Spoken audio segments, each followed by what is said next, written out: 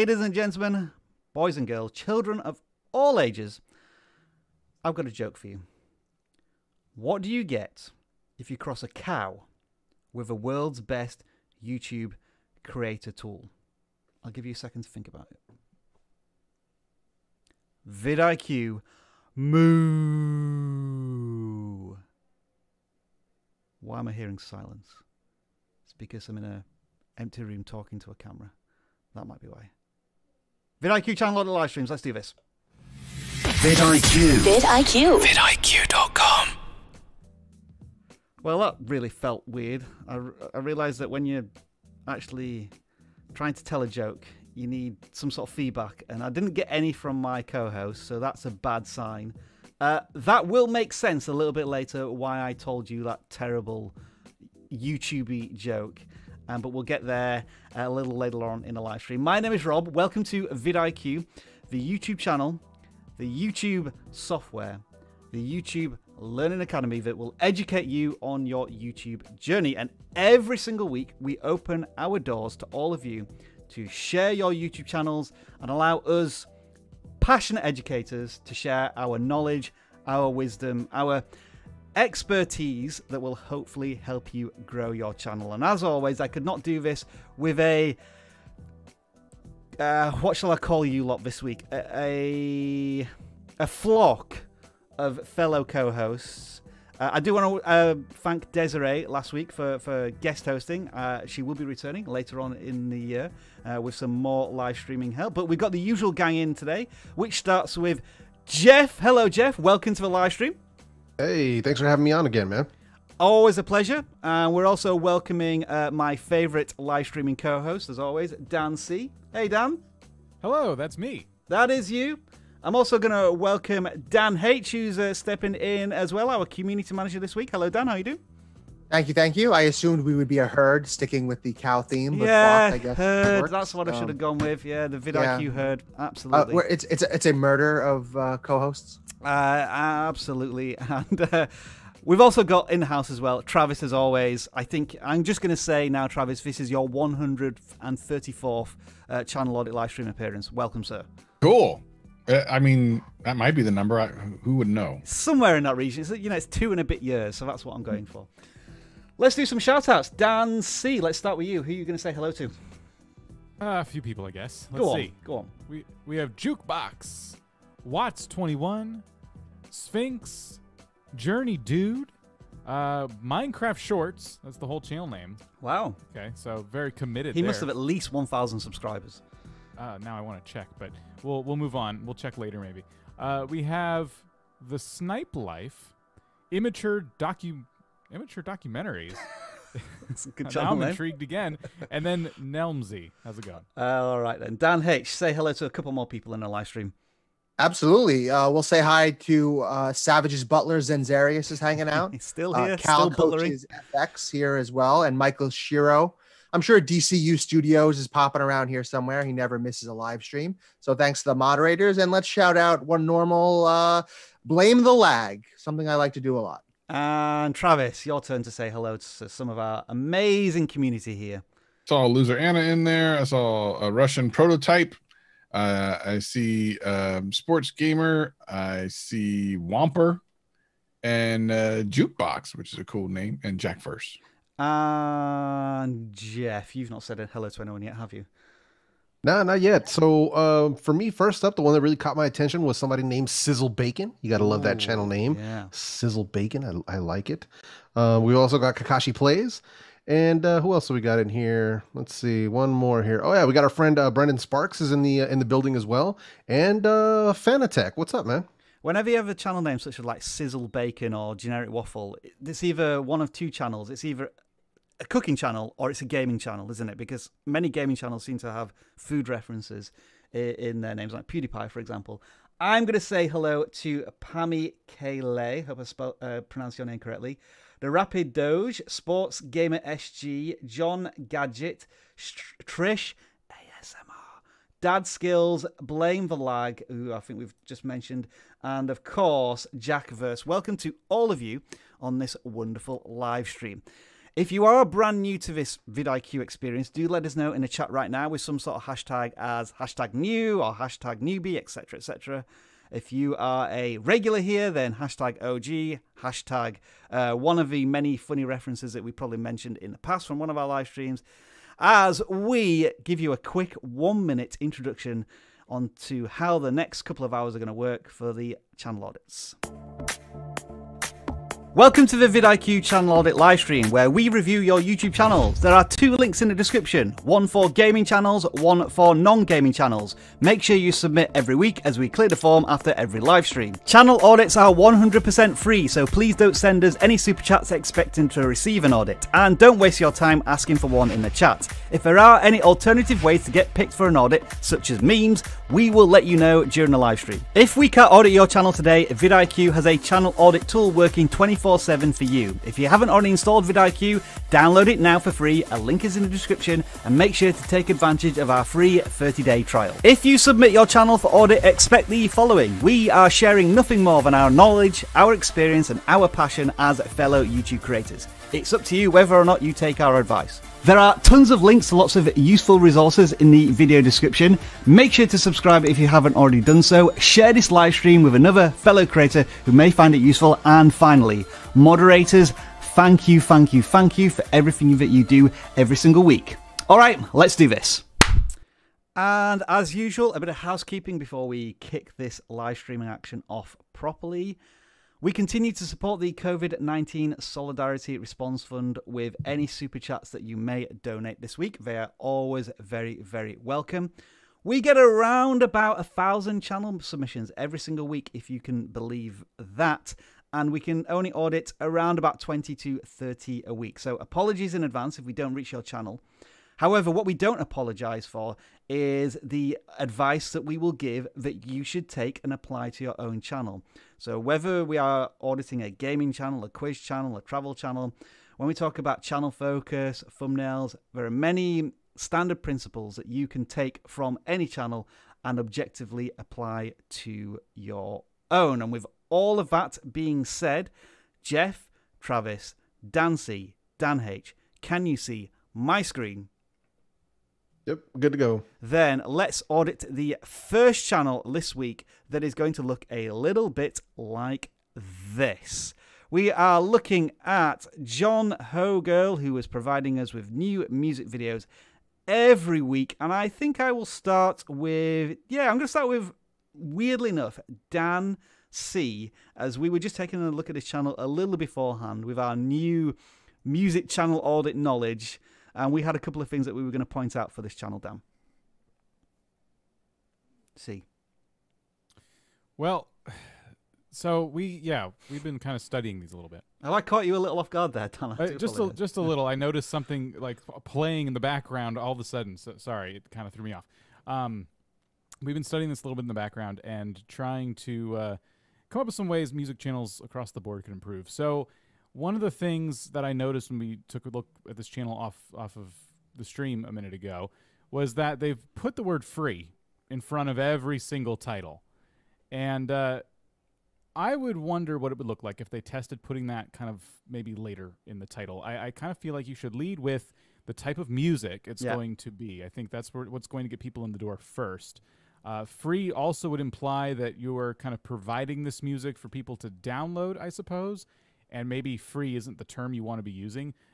I'm now assuming that you have permission to do that in the first place. Just be sure you're on the up and up with all that. Mm-hmm. But I would be leading more with, like your latest video, jazzy lo-fi type beat. It's very descriptive. I know it's going to be jazzy. I know it's going to be a lo-fi type beat. It's really descriptive. But the video before that was a free lo-fi type beat and the song name. And I don't have any context. I don't know the genre other than lo-fi. Maybe all lo-fi sounds like jazzy. I don't know. I don't think that's the case. So I would be trying to do more like the title you did here, where there's kind of it's more descriptive. I would also be, just for my own, maybe I'm the only one who feels this way, but my own take here is you should be capitalizing your titles a little bit better. Yeah. It just kind of feels like the thumbnails are in like a 4:3 aspect ratio, which is kind of weird, and you're not capitalizing your titles, so it just feels like it's like this low effort kind of put into the channel. And then the one thing I will say is just continue. If lo-fi is going to be the thing, don't deviate from that. I'm not seeing you have lately, but there's a lot of content here. Previously, there was maybe a bit of lack of channel focus. Some Minecraft stuff here, then occasional music stuff it looked like. But yeah, lo-fi beats seems to be the focus, at least for the last month, Dan. Yeah. So, and that's good, but that's kind of a hard pivot too. I almost would wonder what it would be like if you had started this on a new channel. Okay. And, you know, because now YouTube's been kind of working hard trying to push your videos to a Minecraft audience, and you just kind of went left field with it. And maybe you can make that pivot, maybe you can make that adjustment, but, you know, that's what I would have done if I was doing such a hard pivot, you know. I think another idea in terms of giving stuff away for free is that you could certainly include that text. I mean, usually I wouldn't recommend putting text in when you could maybe tell an intrigue without text, but maybe including text in the thumbnail and with maybe a musical note next to it that gives the immediate association of, oh, there's free music in this. Because all of the thumbnails are just random pictures almost of like a city skyline in many of these. How does that attach itself to music? I think adding that text element may be worth testing at least. And then you could potentially remove that entirely from the title unless you definitely want it in there. But I agree with you, Dan, that maybe the free aspect should be going towards the end of a title and making sure you have that music-defining genre as the first part of your title. Thanks, Dan, for your input. Let's just throw it over to Jeff and Travis if you did have any more thoughts on this one before we move on. You guys covered it very, very well. You know, so that's just one of the things with the music channels. It can be a little bit difficult, but really finding, at least, you know, finding the kind of beats or the kind of music that is trending is always a good way to move as well. And YouTube kind of helps with that. You know, if there's a way that you can leverage something that's already getting a lot of search traffic, say a really hot artist just put out a brand new track. And if you can make a version of that, a cover or whatever it might be, then you can leverage the search traffic that's already there for that particular artist. So that's something that I've seen work pretty well. Or if you could take that popular track and turn it into a different genre, that also helps as well. Lovely stuff. Maybe one more suggestion as well. I noticed that you didn't really have any playlists attached to these free lo-fi beats music. And what you could also maybe test is compiling maybe some of these into a 15-minute album of some kind or a 20-minute album. So you've got like 6 similar lo-fi type beat tracks in one video. That might be worth testing as well. That is John Hogel there. Let's move on to the next channel. This is our first gaming channel that's submitted this week, and they are called Echo Tango. I think the O's are actually zeros in an interesting mix-up of the channel name there. Again, we're going to jump to Dan here as the gaming aficionado. As far as I'm aware, Dan, this channel is focused mainly on a game called Onward, which is a VR game, because I've just got into VR this year, and I know this is one of the games that I keep seeing on the Oculus Quest store, just to give you a bit of context there. And I know, Dan, you've talked in the past about almost like VR is the gaming equivalent of YouTube Shorts. People should be jumping into VR as it begins to massively expand now that it's getting more accessible. And this channel's doing it, and they've niched down into one particular game right now. Right. I've always referred to VR too as a kind of a high barrier to entry, and times are changing. Like I was saying that a year ago, and I would say that a lot's changed in a year. I think more and more people are getting computers that can handle VR, which is good for the market. So there's going to be more people getting into this, which does increase their competition if they're interested in YouTube. Or the standalone Quest 2 now, which is just like $300. That's how I've got my entry into it. You know, I was a very casual VRer, but that just seemed like the easy way in, and I think he's talked about that in some of his videos as well. Yeah, and the other thing you need though is space, like physical space in your home. But a lot of people can do this like in a living room. The trick is, can you do this around a machine that can record it while you're doing it? Anyway, so all my point is here is that you're kind of ahead of the curve if you're running a VR channel. It helps to have something that other people don't have. It's just not as saturated. So that's one thing. The other thing I'm seeing here are some pretty decent views. They get a bit spiky. We're trying shorts, it looks like. I see a 55-second video that is 1.3K views. That's cool. I think the biggest thing this creator could work on is going to be titles. Just looking at the latest one, feels like home. And then we have the name of the game, gameplay, Oculus Quest 2. All that should still be there, but feels like home. I don't know what's going to happen in the video. It doesn't seem like a huge time commitment, so I don't think you're going to be sitting there for 20 minutes kind of quietly commentating something. Probably pretty interesting, but, you know, what happened to you in Onward in this gameplay video? You know, did you explode in a glorious fashion and it'd be really funny to watch? Did you find a secret or a new weapon or something like that? I think the titles need to be a little more, they need to get me a little more, and they're not really just getting me to click yet. I think this is a good example here of when they've just done a straightforward tutorial that looks very quickly as their most popular video on Onward right now. I feel as if you can title your videos in a kind of tutorially educational way, but then still do this gameplay stuff. Like, how could you turn that into what would look like to a viewer as something of value and information, but then still have within the content itself lots of fun and gameplay? Yeah. I think that is potentially a missed opportunity. I think there's a fine art to doing it, because you don't want to necessarily promise one thing and then the video is about something else. But I feel as if you can spend a minute or two delivering some value of some educational value that gives you the title and the thumbnail, but the rest of the time you can be having a lot of fun with the gameplay. Right. And I want to try and encourage more people to do that. Just as an example, I did a video very recently about the real-time subscriber count, which you can now see on the right-hand side. So if you subscribe, you're going to impact that real-time subscriber count. But I had a lot of fun doing it. Like I said, I'm going to show you how to get the real-time subscriber count, but at the same time, I'm going to show you how long it took to edit this video and how many subscribers we got as I was editing the video. And then I took Jasper for a walk and so I added a bit more subscribers and so on. And I think the video's done fairly well, but it is ultimately an educational piece of content, but it had some fun and entertainment within it. That is a fine art. It does require lots of experimentation and just trying. But I think this channel has potential to do that. You bring up a really good point, and I say stuff like this all the time, but you just put it in a way I really love. For this creator, let's say feels like home, right?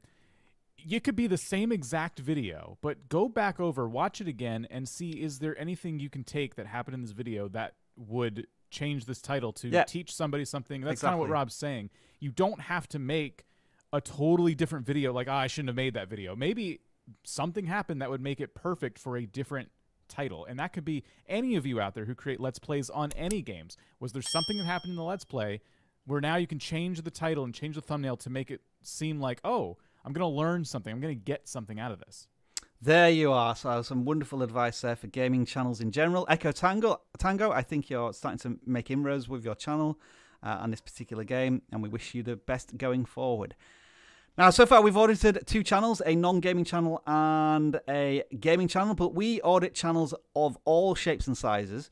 And the reason I told you that pathetic joke about YouTube at the very beginning, vidIQ moo, is because we're approaching a comedy time of the year. You know, April Fool's, April the 1st, is arriving very, very soon.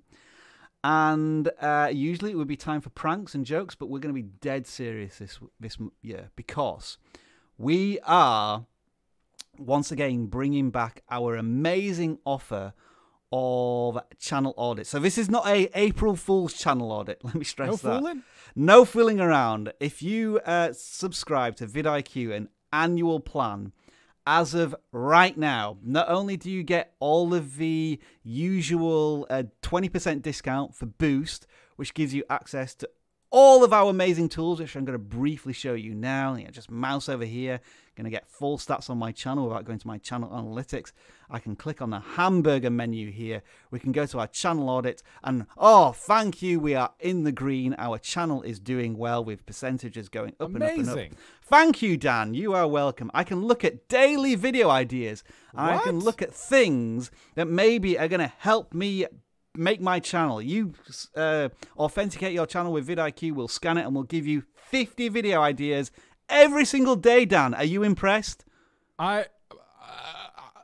speechless. Smother you in a butter of impressness, whatever that is. Like, look, it's telling me about YouTube taxes. I made 2 videos about YouTube taxes because it's really important right now. So yeah, there's this wonderful tool that we're beta testing. If you do have vidIQ Boost, make sure to leave feedback on it. But that's all of the stuff that you usually get with the annual subscription. What we're offering now is the opportunity to talk to either Jeff, Travis, Alexi, or Alan, our audit extraordinaires.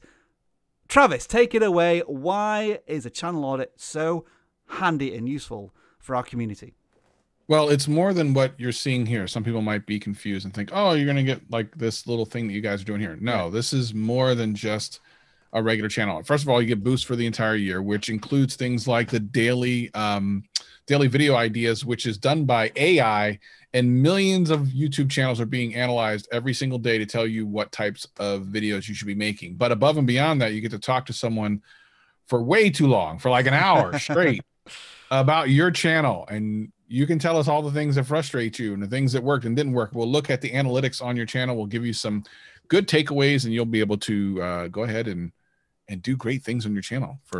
And you have prior history and experience of taking channels to the next level. I remember you always talk about this little tweak that you mentioned to Charisma on Command, already a very successful channel, but you notice, Travis, like on their thumbnails, whenever they have an arrow pointed to something a little bit ambiguous, it creates intrigue in the audience. I think, what are they talking about improving like body language, but they're pointing to like the top of the shoulder? What do they mean by the top of the shoulder? And I think Charisma on Command adopted that, didn't they? And it meant that they had more consistent content. And you've helped Sopper Gaming Squad.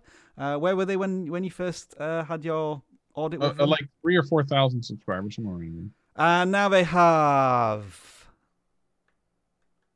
like over 700,000, and then they have 2 other channels with over 150,000. There you go. And you know, we're never going to take all of the credit here, are we? But I think what us, in terms of our tools and the auditors here, we're about maybe pointing you in the right direction. Ultimately, you're the person driving the car. You're taking the action on the data. But we're going to tell you what data to look at, what things are working for your channel, etc., etc. Just like you're seeing in the channel audits that we've already done, and all of the ones that we're going to do in the next hour and a half. So there's your offer, folks. 12 months of vidIQ Boost at the usual 20% discount, plus that one-on-one channel audit with one of our auditors, we like to call them. It is going on for the next 10 days, so we do have a bit of time to make a decision on this. We're going to end it around about the April Fool's time spot, and we do have 250 spots as well, so there is that limitation. But yeah, do take action, and we'll maybe cover this again next week. But with all of that being said, let's get back to auditing some channels. And in our pre-selected ones, both Jeff and Travis went for Chow with Lao, a fantastic channel name. So yeah, Jeff and Travis, I'm going to let you take it away on this one. Food, as always, makes us hungry. But we're looking at a channel here that's got 500 subscribers, and they're starting to make an impression on YouTube. Make an impression, yes. I like it because the name is so easy to remember. And it can't be overstated, like how important that is. Because a lot of people will watch a channel once, or and maybe come across a video, and they're not going to subscribe the first time. The vast majority of people take anywhere between 7 to 10 videos before they subscribe. You just don't subscribe the first time you see a video. So how are they going to find you again if they go, oh, I remember that one channel that I watched the other day had this really cool video. I think it was Optimus 673257 Q3P. I mean, yeah, I just can't remember that one. We just have so many crazy names, and you got to just put something in there that makes sense. Like I see someone in here in the chat right now called Masters of GoPro. I will not forget that. Maybe I saw a video about a GoPro, and I'm going to go, oh, I remember it was Masters of GoPro. I'm going to remember that name. So you really want to make sure your name is something that talks about the value proposition, which of course Chow with Lao does. The thumbnails here are pretty good. There's a lot of the time they're putting text over top of the food that I would not do, because if you look at something like this, sometimes the food looks really good, and then there's like a piece of text right over top of it. I want to see what's underneath the text. So For a food channel, try to avoid text as much as you can because generally speaking, the food should speak for itself.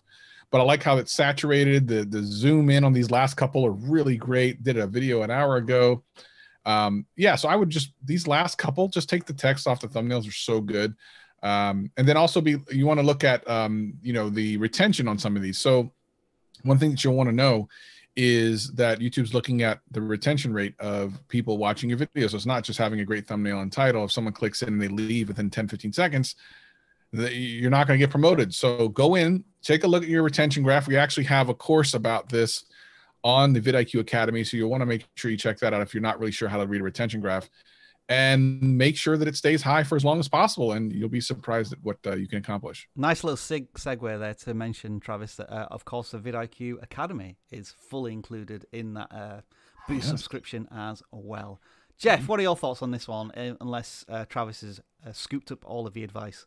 No. I mean, I agree with Travis as well. I love the fact that he touched on not confusing with a name, like, so Chow with Lao, perfect. And to me, as soon as I saw it, it reminded me of Yan Can Cook, which is a name that you're always going to remember. Yeah. At least if you're from the old school. Some of these kids may not remember who Yan Can Cook is, but he taught me some very excellent advice back in the day. Mm-hmm. But yeah, I mean, don't confuse, and that's super helpful. I love the fact that he's bumped up the saturation on a lot of these thumbnails, and I agree with Travis. Yeah. Sometimes the words kind of get lost in there, so not necessary. If you're going to use text, less is more. Make it huge. Otherwise, don't do it.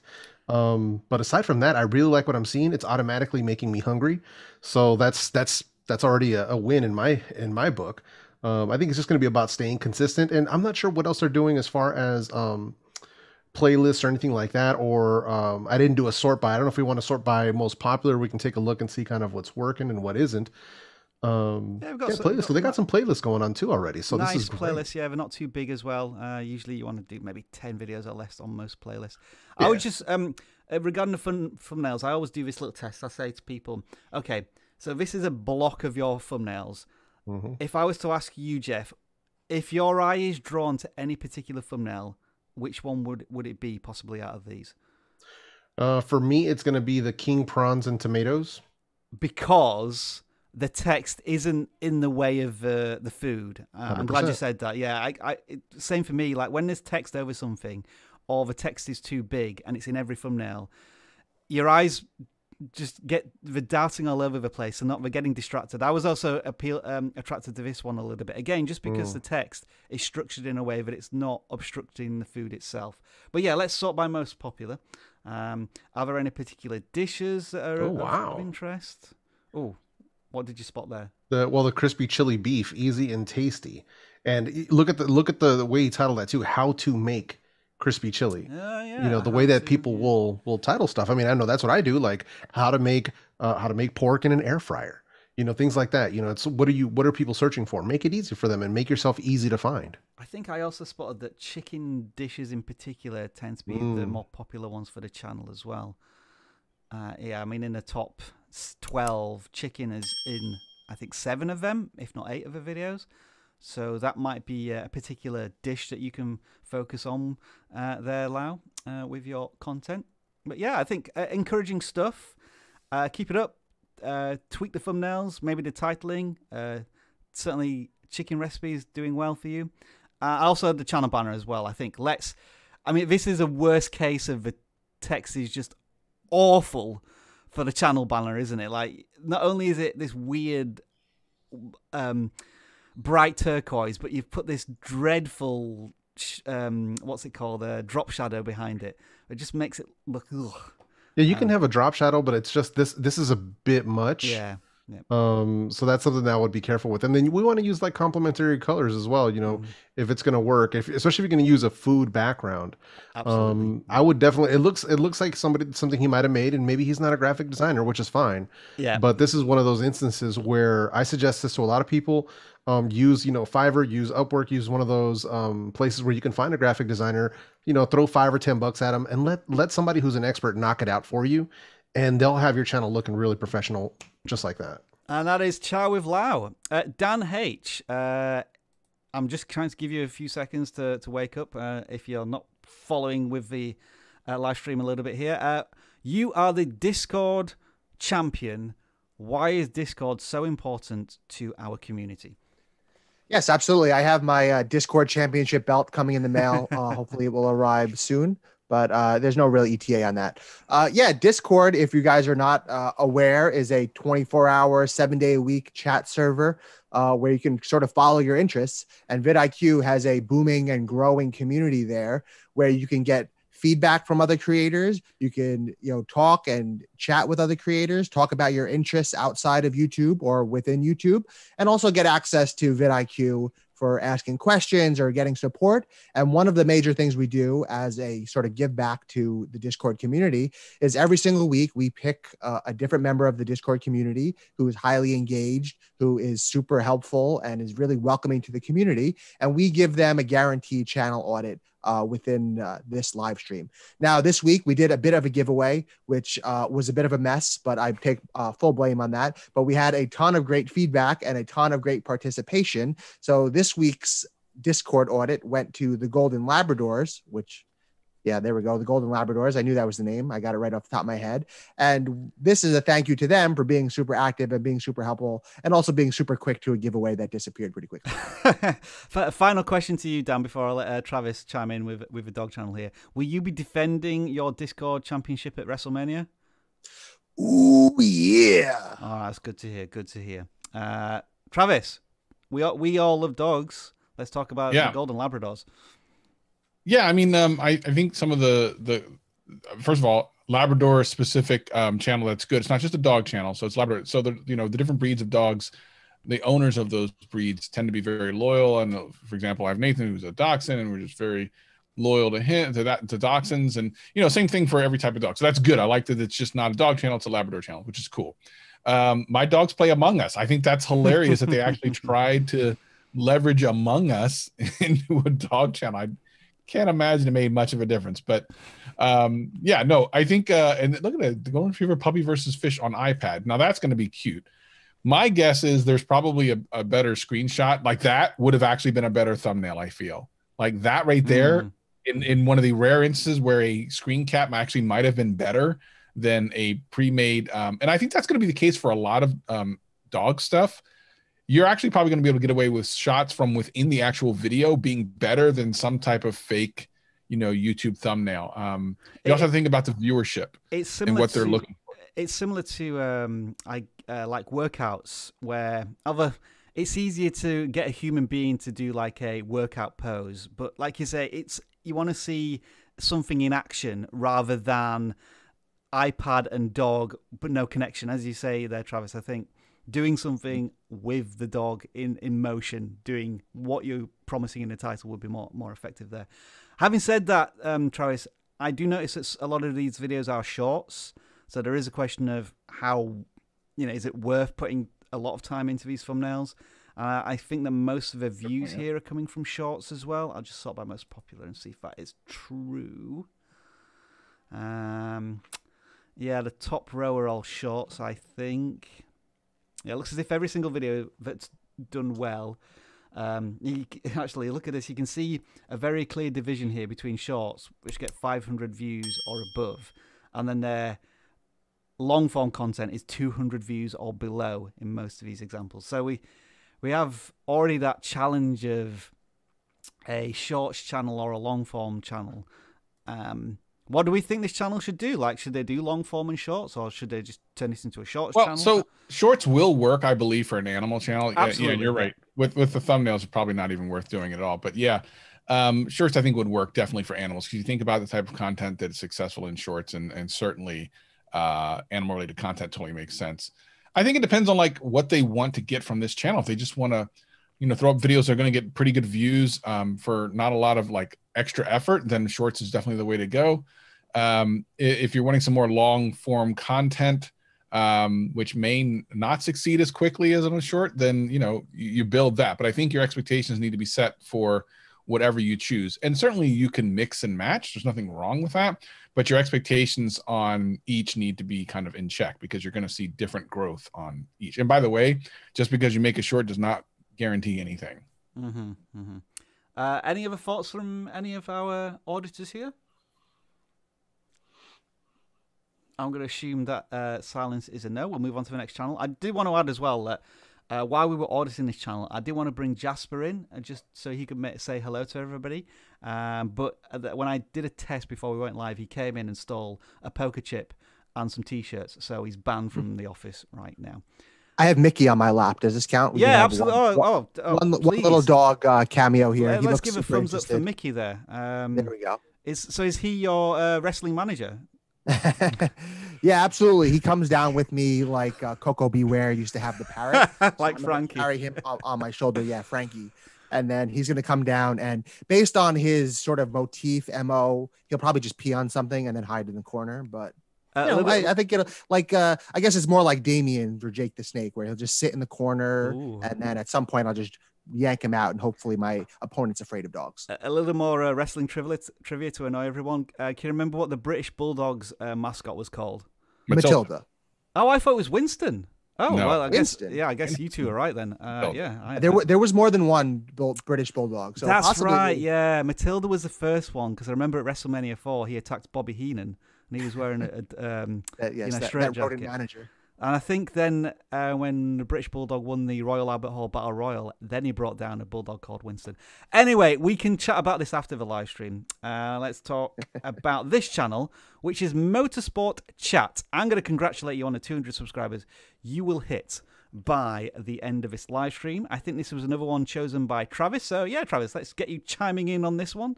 And then we'll maybe move on to Jeff or Dan. Yeah, super simplistic top banner there, which is telling you exactly what you're going to get, which is great. Good, yep. It looks like it's mobile safe. Looks like they very specifically tried to make it mobile safe. I mean, like they even drew the line. They literally did draw the line, yeah, and I guess that's appropriate for a racing channel. Yeah, it looks like the top part is cut off, though. The new F2120 content, like that's kind of strange. But other than that, I like kind of the general feel about it. It feels okay. Now, when we look at the videos, we can see that there's a couple from a month ago. They haven't been doing this very long. So that's one thing. The F1 season is kind of starting now. So it feels like they've created this channel specifically with the intention of covering the F1 2021 season. So is the Formula 21 predictions, is that legit? 16,000 views? Yeah, well, it's excellent start. What's the engagement look like? That? Yeah, it looks legit. I mean, that's an incredible start to a channel. The first 3 videos are over 2,000 views each. That is perfectly timed launching of a channel, really. If you think about it. And again, Motorsport Chat. So I would even go one step further and call it F1 Motorsport Chat, for the SEO win. Yeah. An incredible start to a channel. I mean, if you think about it, just over a month in, you've got 5 videos, 3 of them are over 2,500 views, and you got almost 200 subscribers. That's really a massive way to start off. Yeah. And then making sure that you get the appropriate type of viewership seems to be on point as well. So the predictions I'm surprised that the prediction one did so well, because typically you would think a prediction video would do well for someone who has an established kind of, viewership or something, like they want to know your predictions. But either the video quality is really good, the edits are good or something, and YouTube keeps pushing it out. Or maybe that thumbnail is really kind of intriguing to people. Yeah, I think they all are quite intriguing, aren't they? We talk about not using text in the thumbnail and the title, and this is a leading, isn't it? This thumbnail is leading into the title with something cryptic. Yeah, unless it's like we'd say, if you're going to use text, make it contextual and not repeating the title. So there you go. There's an implication there. So some really great starts. Of course, it also could be maybe. I would say maybe embedded on Reddit or something, which is totally possible, but the engagement seems pretty high. The reality is this is just a really good start to a channel that's very specific about something. I'm just seeing how many comments there are to see if that backs up the number of views. Yeah, that seems reasonable. Right, and they are getting Reddit traffic. Yeah, they're getting Reddit traffic as well. So they are on Reddit. That just maybe kickstarted it off or something. I would be thinking that this titling and format is a primer. Like you could almost do predictions for every single race, like 3 or 4 days beforehand. It's like Australian Grand Prix or Formula One Australian Grand Prix predictions. You could start every single one of the race weekends in that format, given that this has already worked in the past. I don't know why. We know that reusing a title can work. Yeah, it can. Yeah. I like that. And another thing that I find intriguing is that they've done the predictions, but they've also had a specific reference in here, because I know Max Verstappen is one of the drivers, one of 30 drivers, and it shows him for a reason. So I was wondering if that was tying into... You've kind of got the evergreen format there with the predictions of a Formula One season, and then a specific news story within that title as well, which was intriguing. I don't know if you're going to continue to do that. Like, you'll do the predictions for the Australian Grand Prix, and then like Hamilton annoyed with tires or something specific to one of the storylines going on there. That seems like a good strategy as well. Yeah, just well done for 5 videos. For 5 videos, and we are right. You've now got 204 subscribers. Congratulations to you. All promising signs there, which I think deserves our confetti of joy, if I can find the right graphic. There we go. That's just an indication that we think this channel has had a great start and they've got good potential going forward. Just Dan, Jeff, any extra thoughts on this one? Or are we all good? One thing I did want to say. Oh, sorry, Dan. I was just gonna say I really like the fact that they pulled their banner colors into their thumbnail style, so it's all very aesthetically pleasing because it's bringing in the same theme. So they've got a style for their thumbnails, which you can see through the whole channel so far. So branding wise, I like the way it's coming together. The only thing I would add is, more content. Going for a month. Good point. If you can get some more content out, and because it doesn't look like you've been doing one video a week, falling a bit shy of that. And the other thing is be planning your off season is now. Like, eventually F1 ends, and then you got a nice long gap between when it comes back and what you do next. So look at your competition and see kind of how they handle the more successful channels in the space handle the off season, and just be ready for that. I would be expecting, once they're into the season proper, like 3 videos at least over that week. Predictions, how it the pre. I know it's time they do the testing laps, and then they do a day where they determine the grid positions, and I can't remember what it's called, like the time trials, and then the race itself. So there's almost like 3 very distinct parts of a race each week. And the final thing I would say is, please, for every intro of your videos, you need to do this.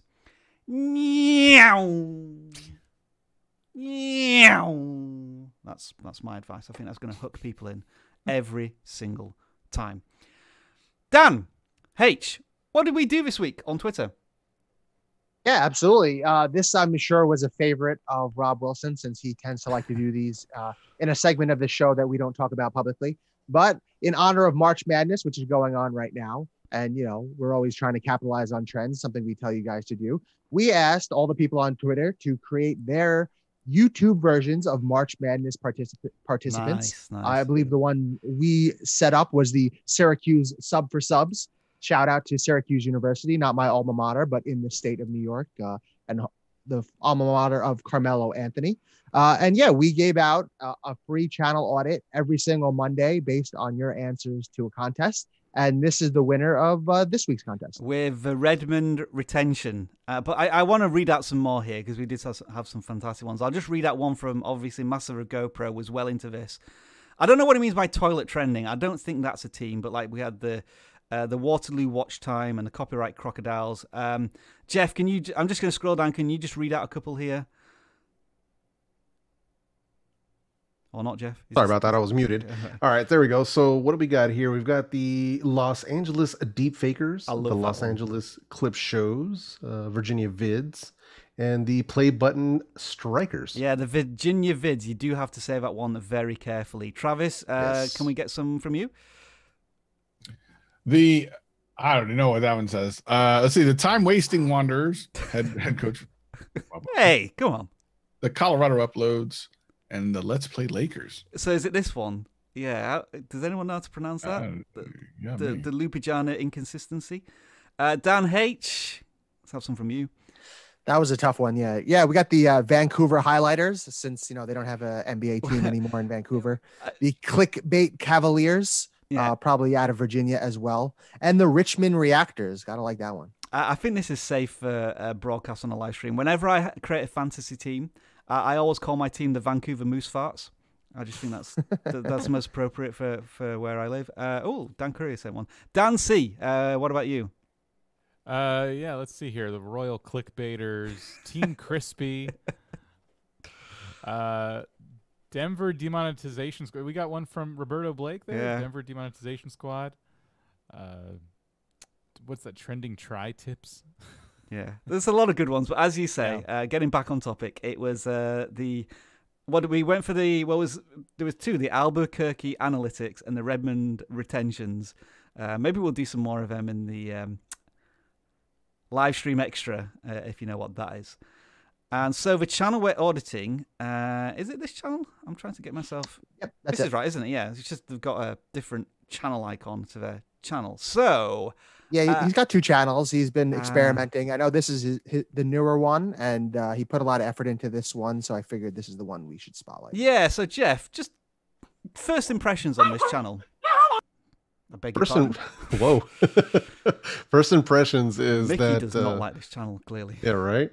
The banner makes me want some Laffy Taffy, first of all. But I really like it. I like the colors. I like the way that they're doing it. You can tell that a lot of thought has gone into the launch of this channel. The branding is already on point. Look, I mean, the thumbnails are already super on point. Yeah. So I like what I see so far. Trolls quiz or 100 quiz. Okay. Throwing quiz in every title. Awesome. And looks like they're going after some... So they're niching into quiz, but not niching into a specific type of quiz, which I like. But yeah, overall, I mean, it aesthetically looks really, really good. So I think the type of quiz is they've got to guess the characters from the program, and it seems like it's mostly cartoons. So more of a kids, not necessarily all kids, but a younger vibe, because we do have a Simpsons in there as well, but we've got Peppa Pig, Paw Patrol, etc., etc. And we've also got a Minecraft one in there as well. I did just want to play one of these very briefly, just to give you an idea of a concept here, because I think when you were talking, I'm going to turn off the music, but Jeff, when you're talking about the concept and the production values, and like this channel's really thought about the channel, it looks like they've really thought about how they're going to present these videos as well, because again, they look phenomenal in that sense. Yeah. I like the idea that they're trying to already create a community, like everybody's a ninja when they're guessing these, and I think this is essentially it. They do 10 seconds and they try to guess a character every time, and they've got 30 characters over this 5 minute video, so that all looks really solidly put together, doesn't it? Yeah, no, and I really like the fact he's got a countdown timer going in there, so it shows that they're paying attention to viewer experience and keeping people engaged throughout the video. And that's a lot of thought that a lot of people, especially, you know, newer creators, people just starting out, don't really tend to think about as much. But there's a lot of thought process happening here, and kudos to the creator, because they're doing something pretty excellent here. Obviously, audience retention is really crucial here. Do you think 10 seconds is too long? Or, because I was thinking 5 seconds maybe, because you either know the character or you don't, and I don't know if that extra 5 seconds is going to help. Just my opinion now. I was wondering what others thought. I would like 10 seconds. Yeah. You like 10 seconds, Dan? No, it doesn't feel like 10 seconds. Oh, right. Oh, not at all. Oh, Yeah. It's yeah, maybe the speed. timer isn't actually... It's Did actually you double speed it? Yeah, I'm not on double speed, no, but maybe that is not actually 10 seconds. The timer is just an arbitrary number that's counting down. Could be. Yeah, but I mean, either way, I like it. I would have to look at the retention graphs. Like if I was doing this, I'd look at the retention graphs and seeing if I'm having any dips or drop-offs during those countdown pauses. And then we also don't know what he's doing during those games. Maybe he's talking, maybe he's telling jokes, who knows, to keep people engaged. I don't think he was. Yeah. I watched one beforehand and it's just music. Okay. Okay. All So right. yeah, I was thinking another thing you could maybe do is have like some trivia at the end of every character reveal or whatever to add a bit more intrigue. But, you know, that requires more time and effort, and then you'd have to test that in terms of audience retention. Yeah. So no, Quiz Ninja, man, I'm actually going to go ahead and check out that channel myself, because I'm interested. Like, that much thought going into it. I think a lot of us, especially a lot of the people in the chat, there's a lot you can learn from this. Even if you're not going to be doing quizzes, there's a lot you can learn from the thumbnail design, the cleanliness of the channel overall. There's a lot to look at here. So the channel's been live for a week. It looks as if they're publishing maybe one video a day or maybe one every other day. At this point, do we just have to ignore the fact that there isn't really any view counts yet? They haven't really taken off? or do you think there's already some opportunities here? Like maybe what you could do, given that the Winter Soldier and Falcon has just launched, could you do a quiz on that first episode? You know, just tie it into what's popular right now. I mean, these are all potentially evergreen ones, and I think I guess maybe something that's culturally relevant now could be the entry point, and then once I play that game, I'll say, oh yeah, I've done a Simpsons one. Oh, I've done a Thomas the Tank Engine one as well. I'm gonna try all of these. Yeah, makes a lot of sense. Leaning into that makes a lot of sense. It seems like a really intriguing channel. If anyone else wants to just add anything here. There's so many things that I want to say, but there's another. I'm going to spoil things a little bit. There's another quiz channel coming up, and I think the device is going to overlap quite a bit. So okay, then we'll leave it to that. Yeah, it's one of those where like we haven't covered any quiz channels for months, and then two come along at once, purely by chance. Right then, so that is our Twitter selected channel, Quiz Ninja. There, I see that you've already doubled your subscriber size by going from 3 to 7 during the live stream.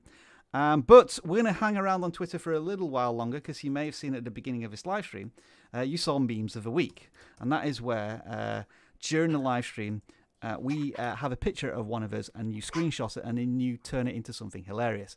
And this week, very graciously, Jeff is stepping forward. So let me just get you on screen by yourself. So not that one. So Jeff, if you can just say some words to bring you on camera first of all. Is he muted again? All right, let's do it. All right, so what you're going to do here is you're going to screenshot the next 5 seconds of Jeff doing stuff, and then you're going to meme it. Jeff, take it away.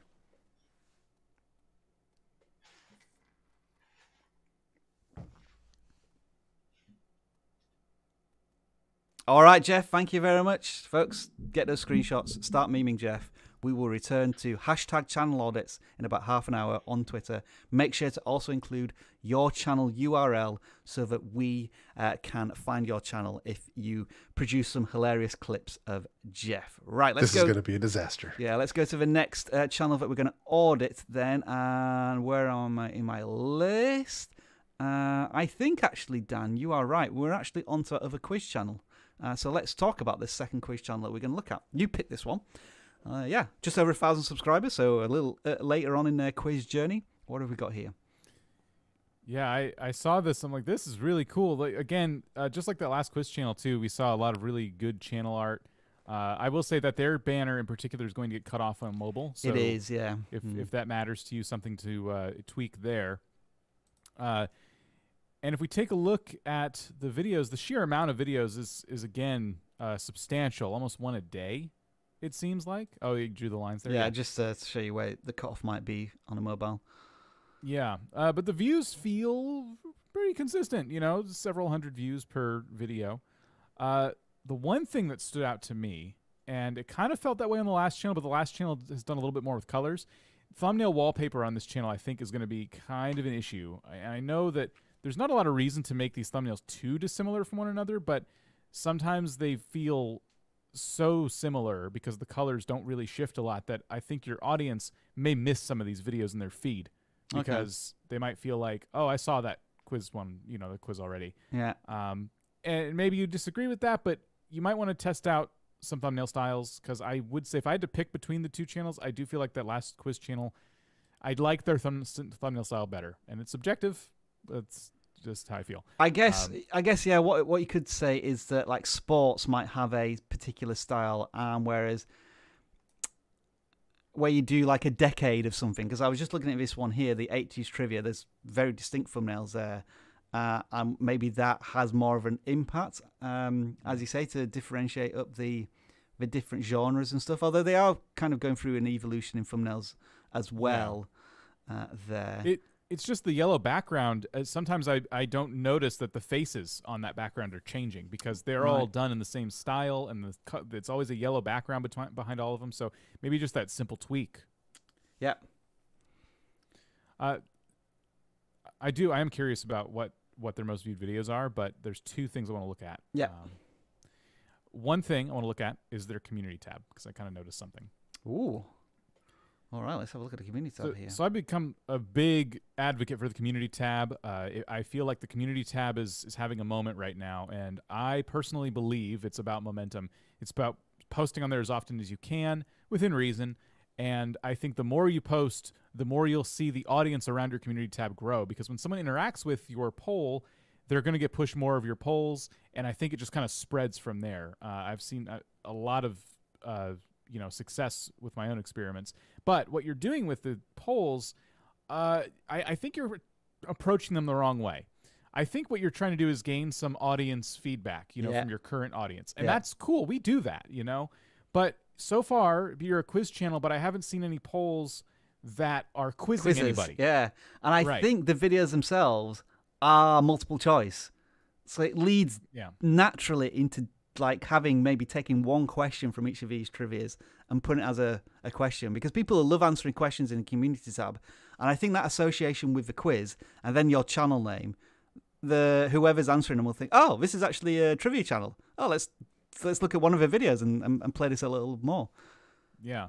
So it's always okay to do something for yourself and interact with your audience a little bit more directly. But I think with the community tab, as often as you can, make it about them. Have them participate in the sense of give them that value you give in the videos in the community post. And it's a simple poll. It won't hurt your videos. In fact, I believe that if you get out there more in the community tab, it's only your channel name getting out there more and more in general. So it can help in the long run. Yeah. The other thing I wanted to look at, though, this genre is new to me, and we've just audited 2 of these. Maybe it's just me, but I was wondering if we could check just to see what other people in the space are doing. What do you reckon then? Trivia quiz? Trivia quiz?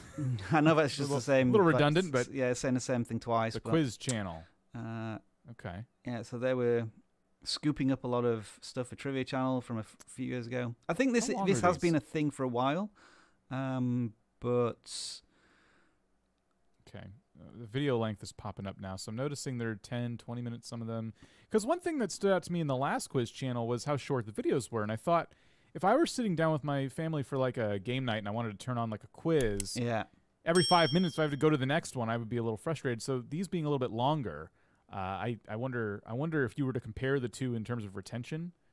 Normally I wouldn't suggest making longer videos, but I don't know. The genre might constitute that. I didn't get a lot of info from that search we just did, though, to say one way or the other, but maybe something to test. So what would be nice, what would be really cool about this particular type of content is you can easily make some great playlists behind them. This seems like bingeable type stuff, because you could do movie playlist, you could do general knowledge playlist, you could do, it would be really interesting is if you took like a movie and took like the top 3 actors and then make a quiz for each actor and then playlist them together, and of course do all the calls to action. Hey, do the Avengers playlist of quizzes, and we'll start with Robert Downey Jr. and then we'll go to Chris Hemsworth and then move on and on and on. It might be kind of interesting. Let's just see if like there is any sort of linkage in terms of like somebody doing an office trivia quiz, like how many things I could do off of that. Yeah, I just don't know how many different quizzes a single channel has done on maybe, this person, Trivia Temple, has done The Office a few times, haven't they? Which is interesting. I was just thinking as well, when you were talking about video length, Dan, again, I think this is where you'd have to watch a video very briefly and see how long, what is the optimum length for each quiz question? Like, should it be a question every 10 seconds or every 20 seconds? What is the sweet spot there? They put some timestamps in here as well. I wonder what these timestamps are offering. The questions. Because to me, I think 15 questions in 7 minutes, it feels too long. I feel as if you could fit in more questions. Let's just take this as an example, right? So we'll go to so next Number question. 3. What is the first name of Walter? He actually narrates as well.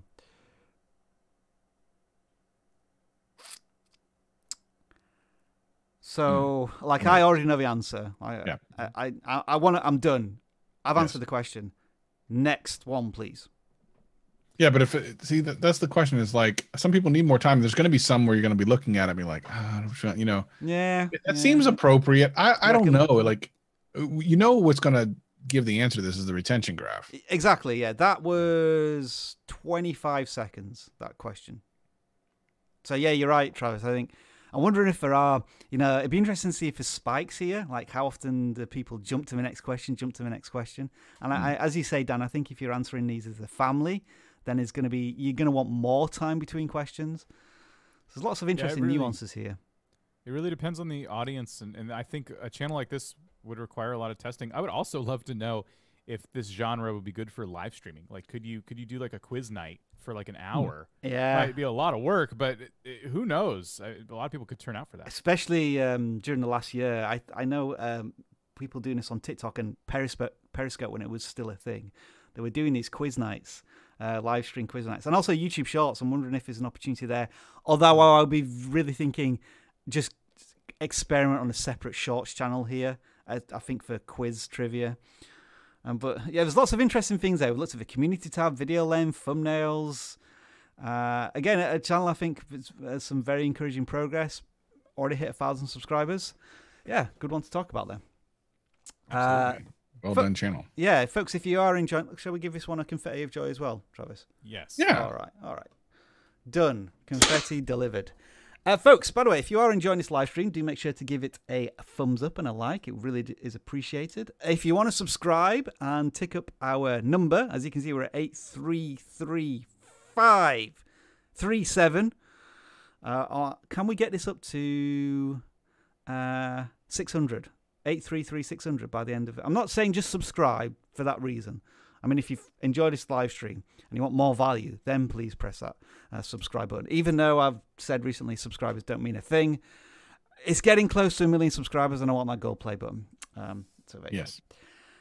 We're going to do some shout outs now. This part of the live stream, what we do is we just acknowledge some of the channels that are submitted. Doesn't necessarily mean that we're going to do a full channel audit, and it doesn't exclude them from the random portion of channel auditing, but we always like to say hello to as many channels as we can. And I'm going to go, if Dan H, you're awake and you've tended to Mickey, do you want to say hello to this channel here? Absolutely, yeah. The UPS guy showed up at a wonderfully opportune time. I have no idea why he rang the door. Was that your bell? Have you just delivered the Discord bell? See, there you go. Apparently it came from Target. Who knew? So yeah, let's give a shout out to Mehul Sharma. That's what I'm going with. 420 subscribers. Nothing funny or interesting about that number at all. He is a drumming channel, an official artist channel, and a person who supports us greatly on Twitter and social media. So I appreciate that as well. Totally nothing to do with me choosing them for the shout out. Some very, very short shorts here. Would those even be classed as shorts at 3 seconds? I'd be interested to know if they actually appear on, the shorts player and whatnot. Maybe you just want to make them a little longer than 3 seconds as an experiment there. Anyway. Yeah, especially for a drumming channel, you would think that, pretty much in control of length at all times. Jeff, say hello to this channel. There we go. Muted once again, man. Yeah. So here we got Salendrak. 11.9k subscribers. Congratulations to you. They are doing some sort of gaming. I'm not sure what kind of gaming, but Salendrak Gaming is what it is. So shout out to you, man. Looks like they're doing pretty well. They're getting some pretty decent views, and congratulations on breaking through that 10k subscriber mark, man. Yeah, Terrera is some of their content, and then whatever this Hamlet thing is that a game in itself? It looks Don't Starve. like it could be. Sorry, Dan? Don't Starve. Oh, is that what it's called? Sorry. Yeah. So is Hamlet a character maybe in it? I think it's an expansion, or so they've had a lot of like chapters or expansions to that game. Would we all agree? I can't read any of this text at all. Yeah. So just maybe tweak that a little bit going forward. Very text-heavy thumbnails. Thank you. Travis, say hello to the Guitar Beast, who's got his own exclusive. I love it. Verification checkmark. How do I do that?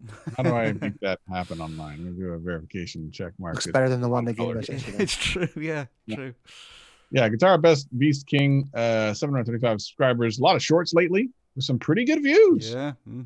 Really good views. Interestingly, copyrighted music covers. So I wonder if those get copyrighted even though there's no monetization on the short portion of it. I don't know how that works. Well, very excitingly, as part of a shorts release, YouTube are now making available tons of music, copyrighted music to be made available.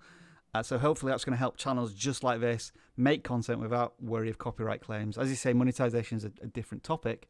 But yeah, a guitar channel jumping into shorts, I approve of this one. Yeah, it could be very exciting times. So yeah, congratulations to figuring out a way to get yourself your own check mark. I say take it into your own hands and make it happen. Dan C.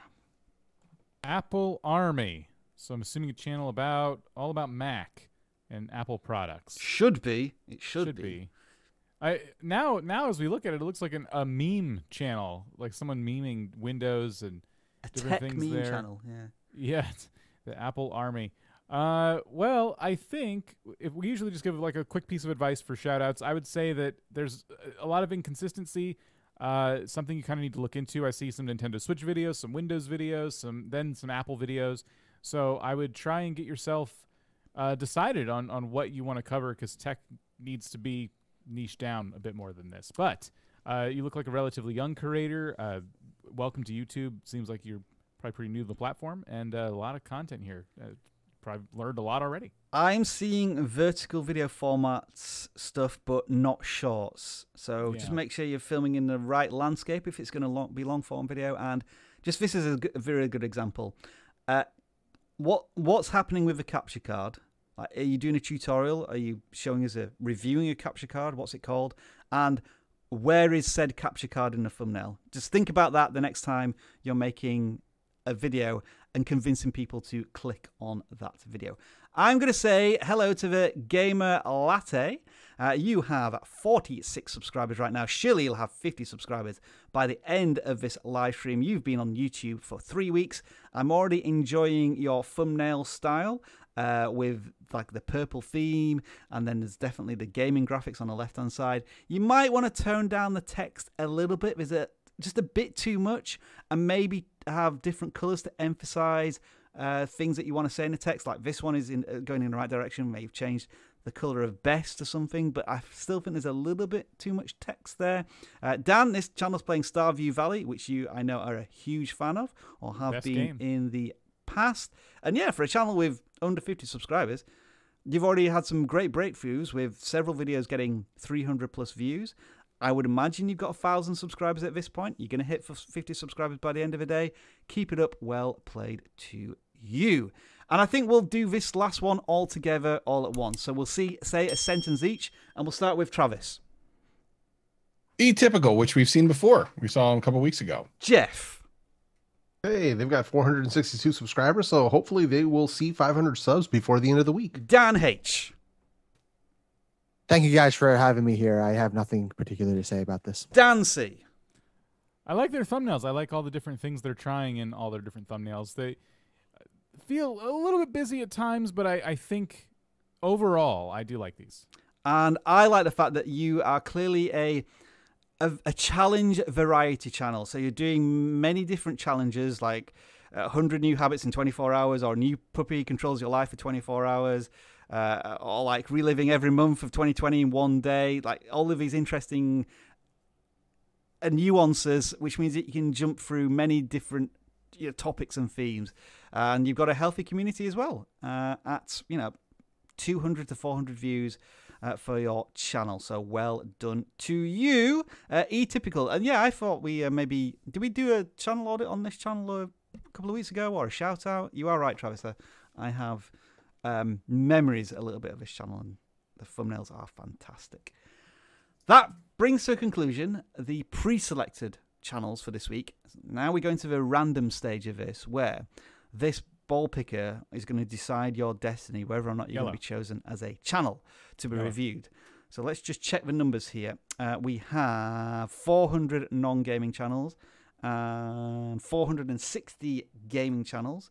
So as I said at the beginning of this show, we get about 1,000 submissions every single week. So we'll put it up to 475 to make sure that we cover all channels. I don't think we've really done any gaming channels yet. So let's start there and see what we pick out here. It's going to be channel number 37. And this is where I start to feel a lot of pressure from Savage, even though he's not here, telling me how rubbish I am, and there's always technical glitches. But hopefully I've copied and pasted this channel correctly so that we can audit Barrel. And they have 4,000 subscribers, which is fantastic to see. They're a Minecraft channel, but I'm already seeing a low view count. So I'm wondering if they picked up a lot of subscribers from maybe 1 or 2 videos or a short that went ballistic. And I'm right. This is a classic case of a channel that's done really well with shorts, but cannot convert that content into long form, which I still think is a real frustration for creators right now. It is. Can we look at now that we've seen this, and it looks like, you know what, these are really interesting shorts too. There's tutorials, so a flying machine, how to use beacons, like all of the, I can see why all of these took off the way they did. Yep. Can we look at the just normal list again? Yeah, most recent. How high can you fly in Minecraft? So the long form content, I think, could still use a little bit of work. Like, I think you've made your titles, I think they could be a bit better. So how to fly in Minecraft instead, you know, how high will the elytra fly? I don't know. I would have just included the word elytra in there because that's what you're using to fly. Just little tiny tweaks like that. How to organize your ender chest in Minecraft. Is that a question people are asking? Because I could just see by the thumbnail what you did there, but it is kind of small, so it's hard to kind of see what's going on. And then again, is it a search term that anyone's ever looked for? You know, snapshot 21W10A review. I would have actually led with, you know, Minecraft snapshot lush caves review, and then taken the 21W10A and put it towards the end of the title. So again, a lot of little tweaks here, I think, could really help you in search. Creators looks as if they've made a very conscious decision to end their YouTube shorts. I'm wondering if they started to decide that the shorts are in some way damaging the channel as a whole. I'm a little sad to see that. I still think that if you're having success with YouTube shorts, you could continue to do that and, you know, figure out the long form stuff later, just because there's so much opportunity in shorts right now. Maybe you've done it because you don't think there's any money to be made in shorts. That is going to happen, I think, by the end of the year. So yeah, it's just a question to you, the creator, I guess, as to why you've consciously decided to stop making shorts. Yeah, it is tough. It is tough to like see your views on this weird scale where you're getting thousands and thousands, hundreds of thousands, and then, you know, a 35 when you put more work and effort into the video, and that can be very frustrating. But it's, you know, I just wouldn't let one dictate the other. You know what I mean? Yes, we all know shorts have the potential to take off like that because it's a new, exciting place to be, but nothing's changed. You know, YouTube still works the same way it always did when you make a long form video. So keep testing different ideas, but there's nothing bad about making a short and mixing that in there once in a while, because it's, you know, if you have an idea, they're fun to do, and it doesn't hurt. It doesn't actually hurt you. It just makes the numbers look funky, which can be irksome. I'd love to ask YouTube this question right now as to, can you see here this channel, like, why are they getting thousands of views on shorts? They've got 4,000 subscribers and they get nothing from their long form content. Because I don't think the answer is an audience decision, that the audience are just choosing not to watch a video because it's 2 minutes long rather than 30 seconds long. I feel as if, I'm going to say this, on a rare occasion, I think there's a discovery or algorithm, not glitch, but distance between how the content is being delivered. I don't think somebody pressing the subscribe button on a YouTube short or watching a YouTube short means that that content from Barrel is being recommended on a desktop or a home browser or whatever. But, you know, we're never going to get the answer to that. I'm sure YouTube would just say, yeah, it's an audience thing. You know, they're not transitioning to your long form content. I'm in your camp. I think that YouTube is delivering the shorts to exactly who they're supposed to go to. People who enjoy vertical short form content. And you can subscribe from that content, and that's great. But unless you take the effort to go check your subscription feed after you've subscribed to one of those, YouTube has no reason to push you this long form content because you've never shown an interest in this content, you know, relatively recently, right? Yeah. You've been watching a bunch of shorts, so they're going to continue pushing you shorts. And I think it should work like that. That makes sense to me. But what we need to figure out is this crazy imbalance, between people who subscribe from short. Maybe can we at least push some of their long form content to that audience? Is there anything we can do here? And I don't think there's anything this creator's doing wrong. But like I said, I don't think it's bad to do shorts mixed in with these long form. The logic should be you watch a short from a channel, then you maybe go and binge watch some of their other shorts, and then you subscribe to their channel.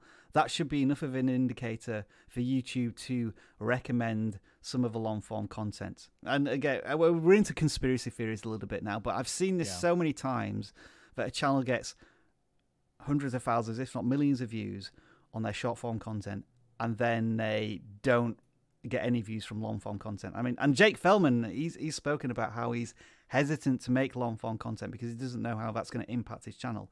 And he's got 2.5 billion shorts views at this point. Right. Well, and I just, all that aside, I think the thumbnails could have used some tweaking. The titles could have used some tweaking. A lot of just general gaming channel advice there. But I do wish you luck. Let's now look at a non-gaming channel, and they've cracked 2,000 subscribers. And I would love Jeff and Travis to chime in on this one. Oh, it's the second coming of a Marvin Sam. He's got a 2.0. Samayal. How many people loved 1.0 and were like, man, I can't wait till that 2.0. Yeah. Maybe version 2.0 is where he removed all of the text from his thumbnails because that's obviously tasty. Yeah, look at that. Butternut recipe did pretty good. How to make chocolate cake. Sounds interesting. I'm not sure if that thumbnail is exactly enticing. I'm not sure what I'm looking at there. The butternut cookie recipe thumbnail is really good, though. It's kind of interesting. And so is the whipped cream one.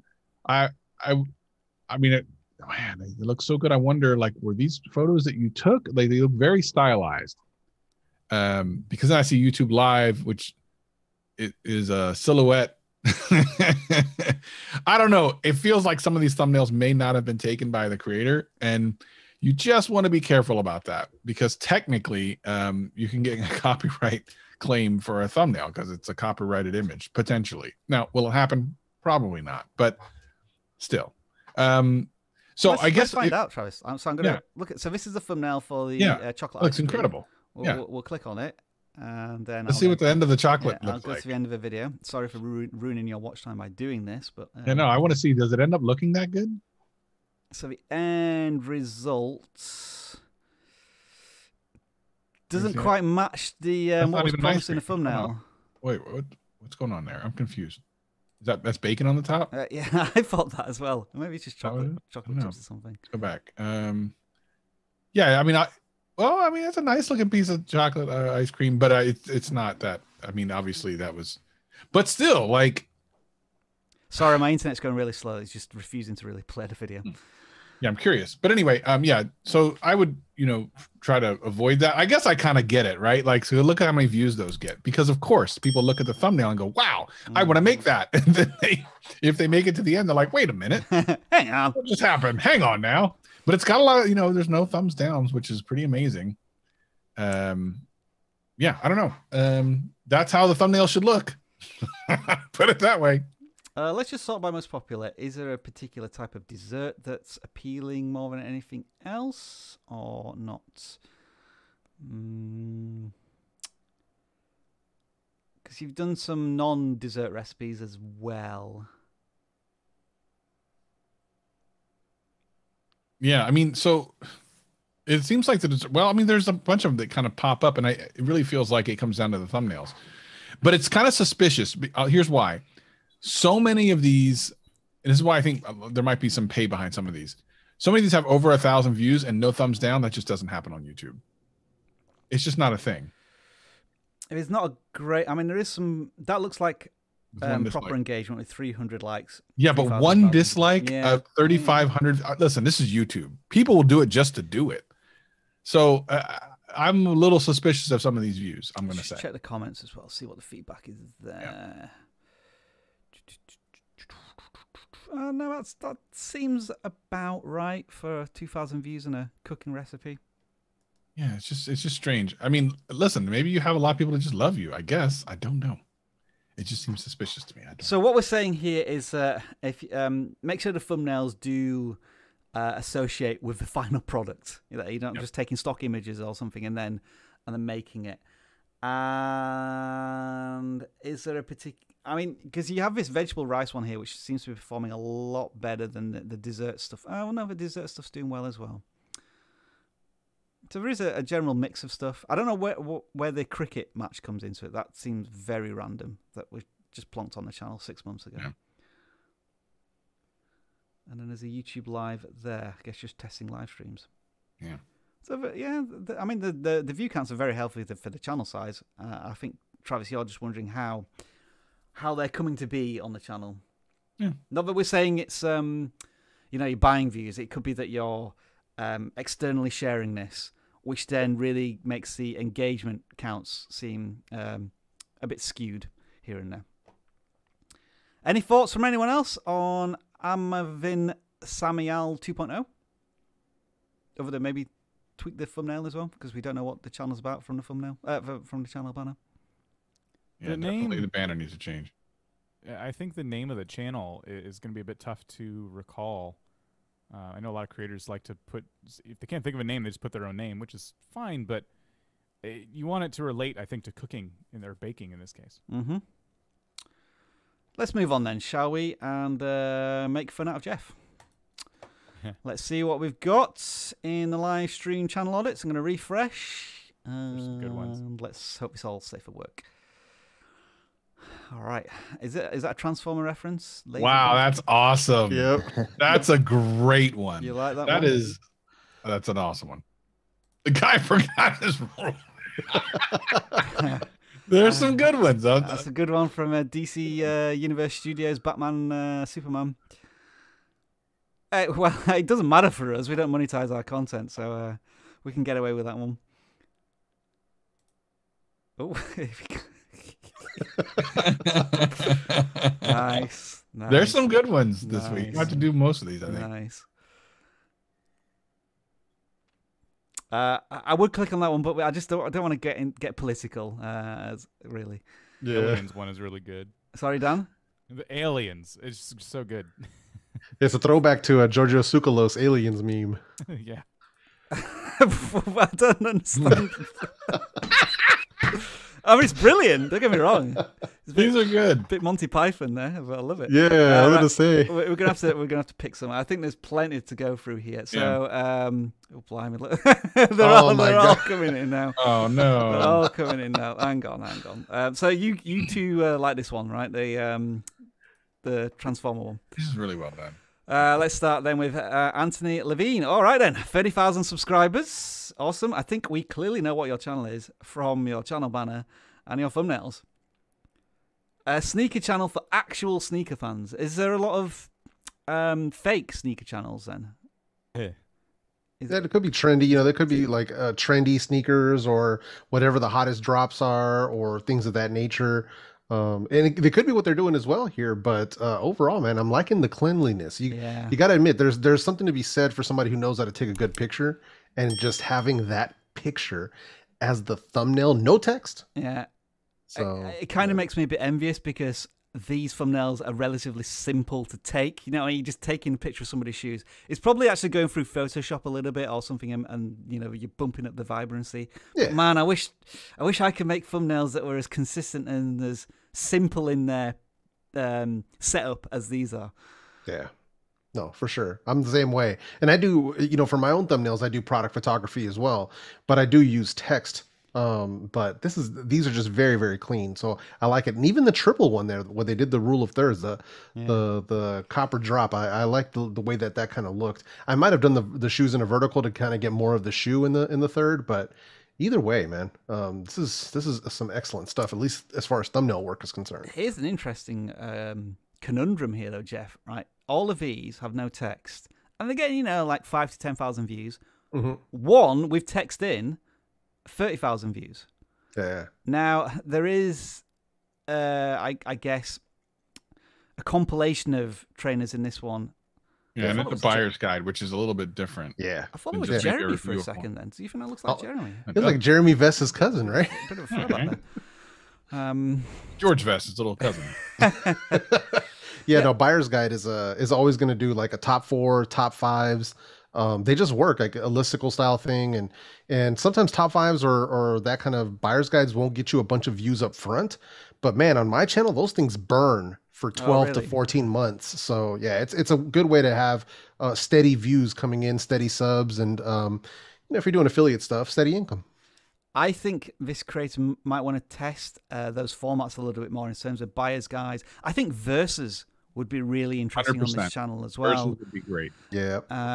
Or like the history of a shoe, like all of the Air Jordan Nikes throughout the years. I think there's opportunities here for more like listicle compilation content as well. But this is a channel that's already doing well, and we're just suggesting how you can leverage it even more. How many videos do they do a week? Okay, It's also known as strategery, sir. Strategery. Oh, nice. You're using the community tab a little. Strategery. And I would, you know what I would be doing as well here is I would start a YouTube Shorts channel as well, where it's, I mean, I don't know what how you review them here, but like if it's a YouTube Shorts one, I maybe take yourself out of it, put the trainer on like a spinning turntable or something, and like I'd say turn all of these videos into 25-second shorts in some way, and test on a separate channel. I think there's potential there as well. But yeah, I'm very encouraged by this channel. I don't think we've come across a trainer channel before as well, so it shows that. I know there are, I keep saying trainers, by the way, I should be saying sneakers. I know there's a lot of sneakers enthusiasts out there, but it looks like YouTube doesn't serve that audience enough, because this is the first channel we've come across in terms of, because it's huge business. Like classic sneakers, a bit like Pokemon cards, are very highly collectible and very valuable. Well, they take up more space, but I think, yeah, you're onto something. Thanks, Dan. Thanks. Yeah, I mean, yeah, actually, so what I think you should do, Anthony, is sell all of your sneakers, but with all of the boxes you still have left, fill them with Pokemon cards, because you could get millions of Pokemon cards for all of the sneaker boxes that you currently have. Solid advice. I think we did good. Thanks, Dan. Thanks. Right, let's go back to more. And thanks, by the way, for the fantastic tweets. DCU Studios, we've audited him many times before. I think this was a good one as well, wasn't it? I like this one. Yeah. From Envarte. I think your channel is called. So good. Oh, your channel is not called that. It's called Swarenthi, I think. 82 subscribers. Sour Envy. Yeah, sure. Sour Envy. All right, I understand now. You've not you didn't capitalize, so that confused me a bit. Well, we've got some popular Minecraft videos going on here, Dan. They've not been on YouTube for long, only a month. They've got, interestingly, a successful long-form video and a successful short. Yeah, interesting. So I like the approach here. I like the thumbnails. And I can tell you're doing the thing, right? The thing we always tell people to do, make content for the audience, make it valuable, all that fun stuff. What's really interesting here, too, are the shorts. Maybe they just haven't kind of hit the short shelf yet, but we have, like, these last 3 videos, and only one of them has like, you know, hit that stride. Keep making... You know, there's so few videos here, but so many promising numbers that I would say just keep making content. That's the best advice I can give you. I think the one thing you could be doing for yourself right now is making more and more videos. If you can put out shorts, see how many you can get out in a week. I don't normally encourage daily videos, but right now is a great time to do as many as you can when it comes to shorts. When it comes to long-form content, put some extra time into that, put some elbow grease into it. How to make easy money, bizarre flipping. I'm not sure. I guess that's a Hypixel thing, but Hypixel's insanely huge. And not only are you playing on the server, you're giving people tips. I never see people do that in channel audits. We always see people playing Bed Wars and going, how do I grow? Well, you're playing on the server that they're playing on, except you've found a way to give value to that audience. So there's just so many promising things. I can't say a lot of bad here. The first video was almost like the perfect way to start a channel, wasn't it? In terms of jumping into a highly competitive gaming space, but giving, you know, the traditional title of how to do something easily in a game that you all play. And I'm not saying that the channel's kind of gone in a wrong direction, but I would have just loved them to maybe carry on doing that how to do stuff in that particular game. It's tough. It takes time to make those. It's right. Something I always try to be careful not to say. That's not the only way to make videos, obviously. Yeah. But look, I mean, it's going to 82 subscribers. You've been at it for a month. And had you been putting out more videos, I imagine you would be closing in on 500, maybe 1,000 subscribers if you were able to do a couple videos a week. All right. Well, maybe like 3 or 4 videos a week. Sour Envy there. Give me a student number. Let's go 15. We'll go for student number 15. And just to remind people, these are what are known as savage audits. People who are filling out this form kind of know what they're getting into, as it's an alternative look at somebody's channel. Oh, hang on, we've audited this. Oh, we've seen this, Carbon. 157,000 subscribers. Did they have that many subscribers last time? I'm not sure if they did. Prior to their Savage, I think they had Academy. 89,000 subscribers last Did they? time. Yeah, I think it was under Well, 100. congratulations on whatever it is you're doing. Oh, a lot of shorts. That's what it is. This is a shorts channel. We've talked about this. They had the Mythbusters looking guy in the top right corner. Yeah, I don't know why Carbon Gaming will come back for some more of this savagery, but you know, listen, you do what you do. The one thing that this channel does correctly is you keep it short. I mean, let's be honest. Very good, very good. Who wants to see how to make an alarm system for more than 18 seconds anyway? I know I don't, ladies and gentlemen. Yeah. So congratulations on your 157,000 fake YouTube subscribers. Can't wait until they all get wiped away and you lose your check mark and you have to send back your silver play button. That's gonna be hilarious. I can't wait to see that. What do you reckon about these voting polls, Savage? Would you like 375,000 votes on just? Well, blank? they voted for nothing, so there you go. I mean, that is. I don't understand what's happening here. Which This one is should we ridiculous. vote on here, Savage? Let's go for the second one. All Let's right. see if we win. No, Oh, I haven't that's done a that. Would that be like a blank character space in there? That's a great question. Space bar. But would that count on a? I say we make a poll and find out. Shall we try that? Yeah. Okay, Yes, then. I think that's what we do. Why not? All right, we're gonna spend. I mean, when you got a chance for 500,000 votes, why not? All right. By the way, interestingly, I did do a voting poll earlier on, which was similar, in which I asked people to say whether they could get the voting poll perfectly aligned.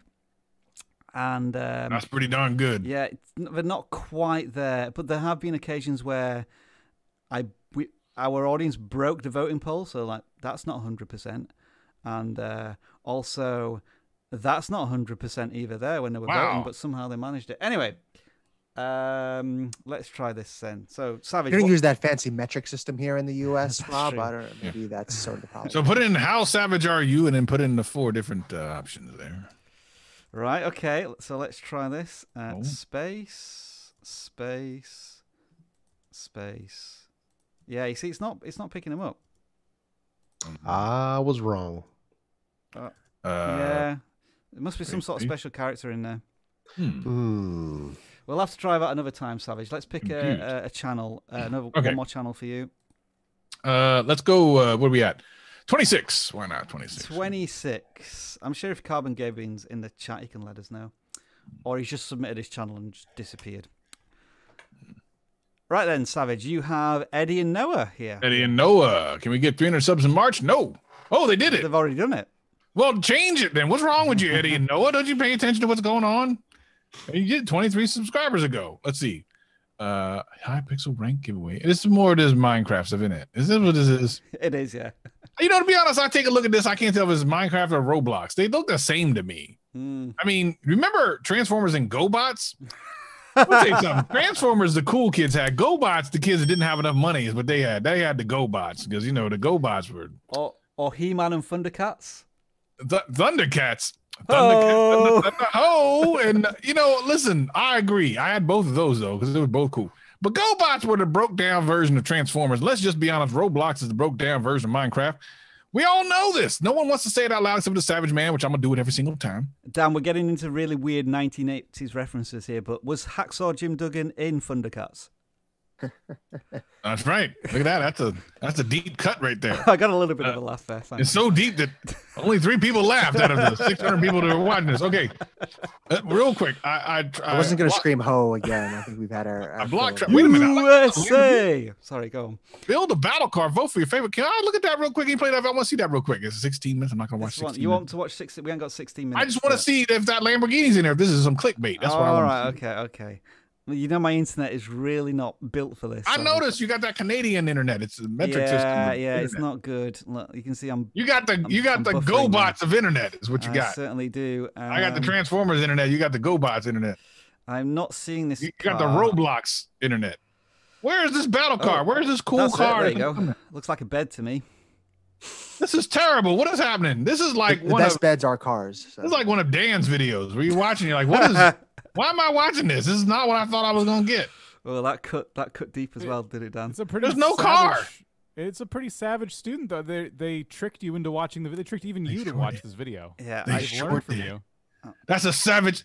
Let me give him the savage confetti of joy, real quick. All right, getting the savage confetti of joy. Done, sir. Done. Let's go back to auditing some channels, shall we? Some actual channels. We're going to pick a non-gaming channel here because I think we lost about 100 people as soon as Savage joined. That's fake news. Okay, great news. It certainly is. Fake news. Fake news. Fake news. Whatever happened to that guy who said that? I've not seen. No one knows. He just disappeared. Thank goodness. And instead, you got somebody who falls upstairs. Wait, is that supposed to be excite me with ASMR? But it says exist me. All right, Savage, just disappear for a second. We're trying to look exist at me ASMR. Okay, all right. Right, Jeff, bring some sanity to all of this. Yeah. So, sorry. Exist with me ASMR. So yeah, looks like they've got that in the name, which is kind of surprising for me. So is that a normal thing for ASMR channels to have ASMR as their channel name? I think some do. I think some do. Yeah. Not all. Like I understand the SEO purpose for having it in every single title. Yeah.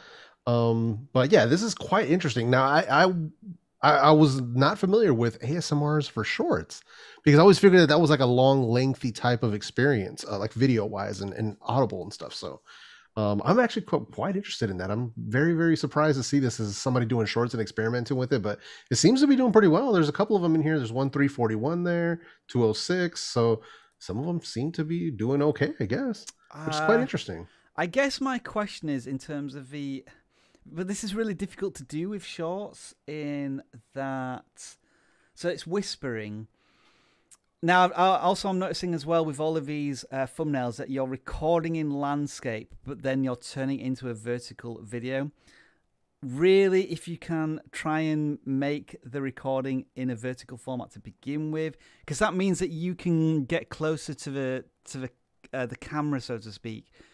I mean, a good example of this would be ASMR Mag UK, who does this, who does long form, but she also does shorts ASMR as well, where her thumbnails are really vibrant and show her lips like really close to the microphone or the food.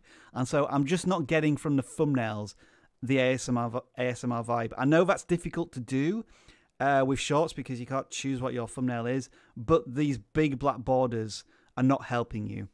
Yeah, it looks like repurposed content, but that could just be that they need to figure out in their editor how to just punch in on that specific section. My guess is they're just reusing old videos, but yeah, like there's if I suddenly disappear from YouTube, that's done full vertical. Just do that. I mean, make it simple. I know some people want to use their cameras. I mean, if for shorts, just keep it simple. Just use your phone. Keep it vertical and just knock it out just like that. Keep it as simple as possible. Don't need a lot of production value, and just do your thing. I just want to have a look at, because I see one of her videos has bubblegum as an ASMR, and I'm just wondering if is kind of like that is a kind of, I would say, standard quality ASMR thumbnail where you're showing the lips of the creator and then all of the items that they're probably going to consume during that video. Whereas when I looked at this thumbnail, come on, back button, work, thank you. That one, I didn't get a strong ASMR vibe from the thumbnail because that is a long form piece of content, which actually hasn't done too badly. But I think the thumbnail could do a lot more for you in that one. I think they should try and figure out what people in the ASMR space are doing with shorts too, because I have a feeling that this creator's content isn't right for that medium. Let's see if there is anything going on here in the shorts world.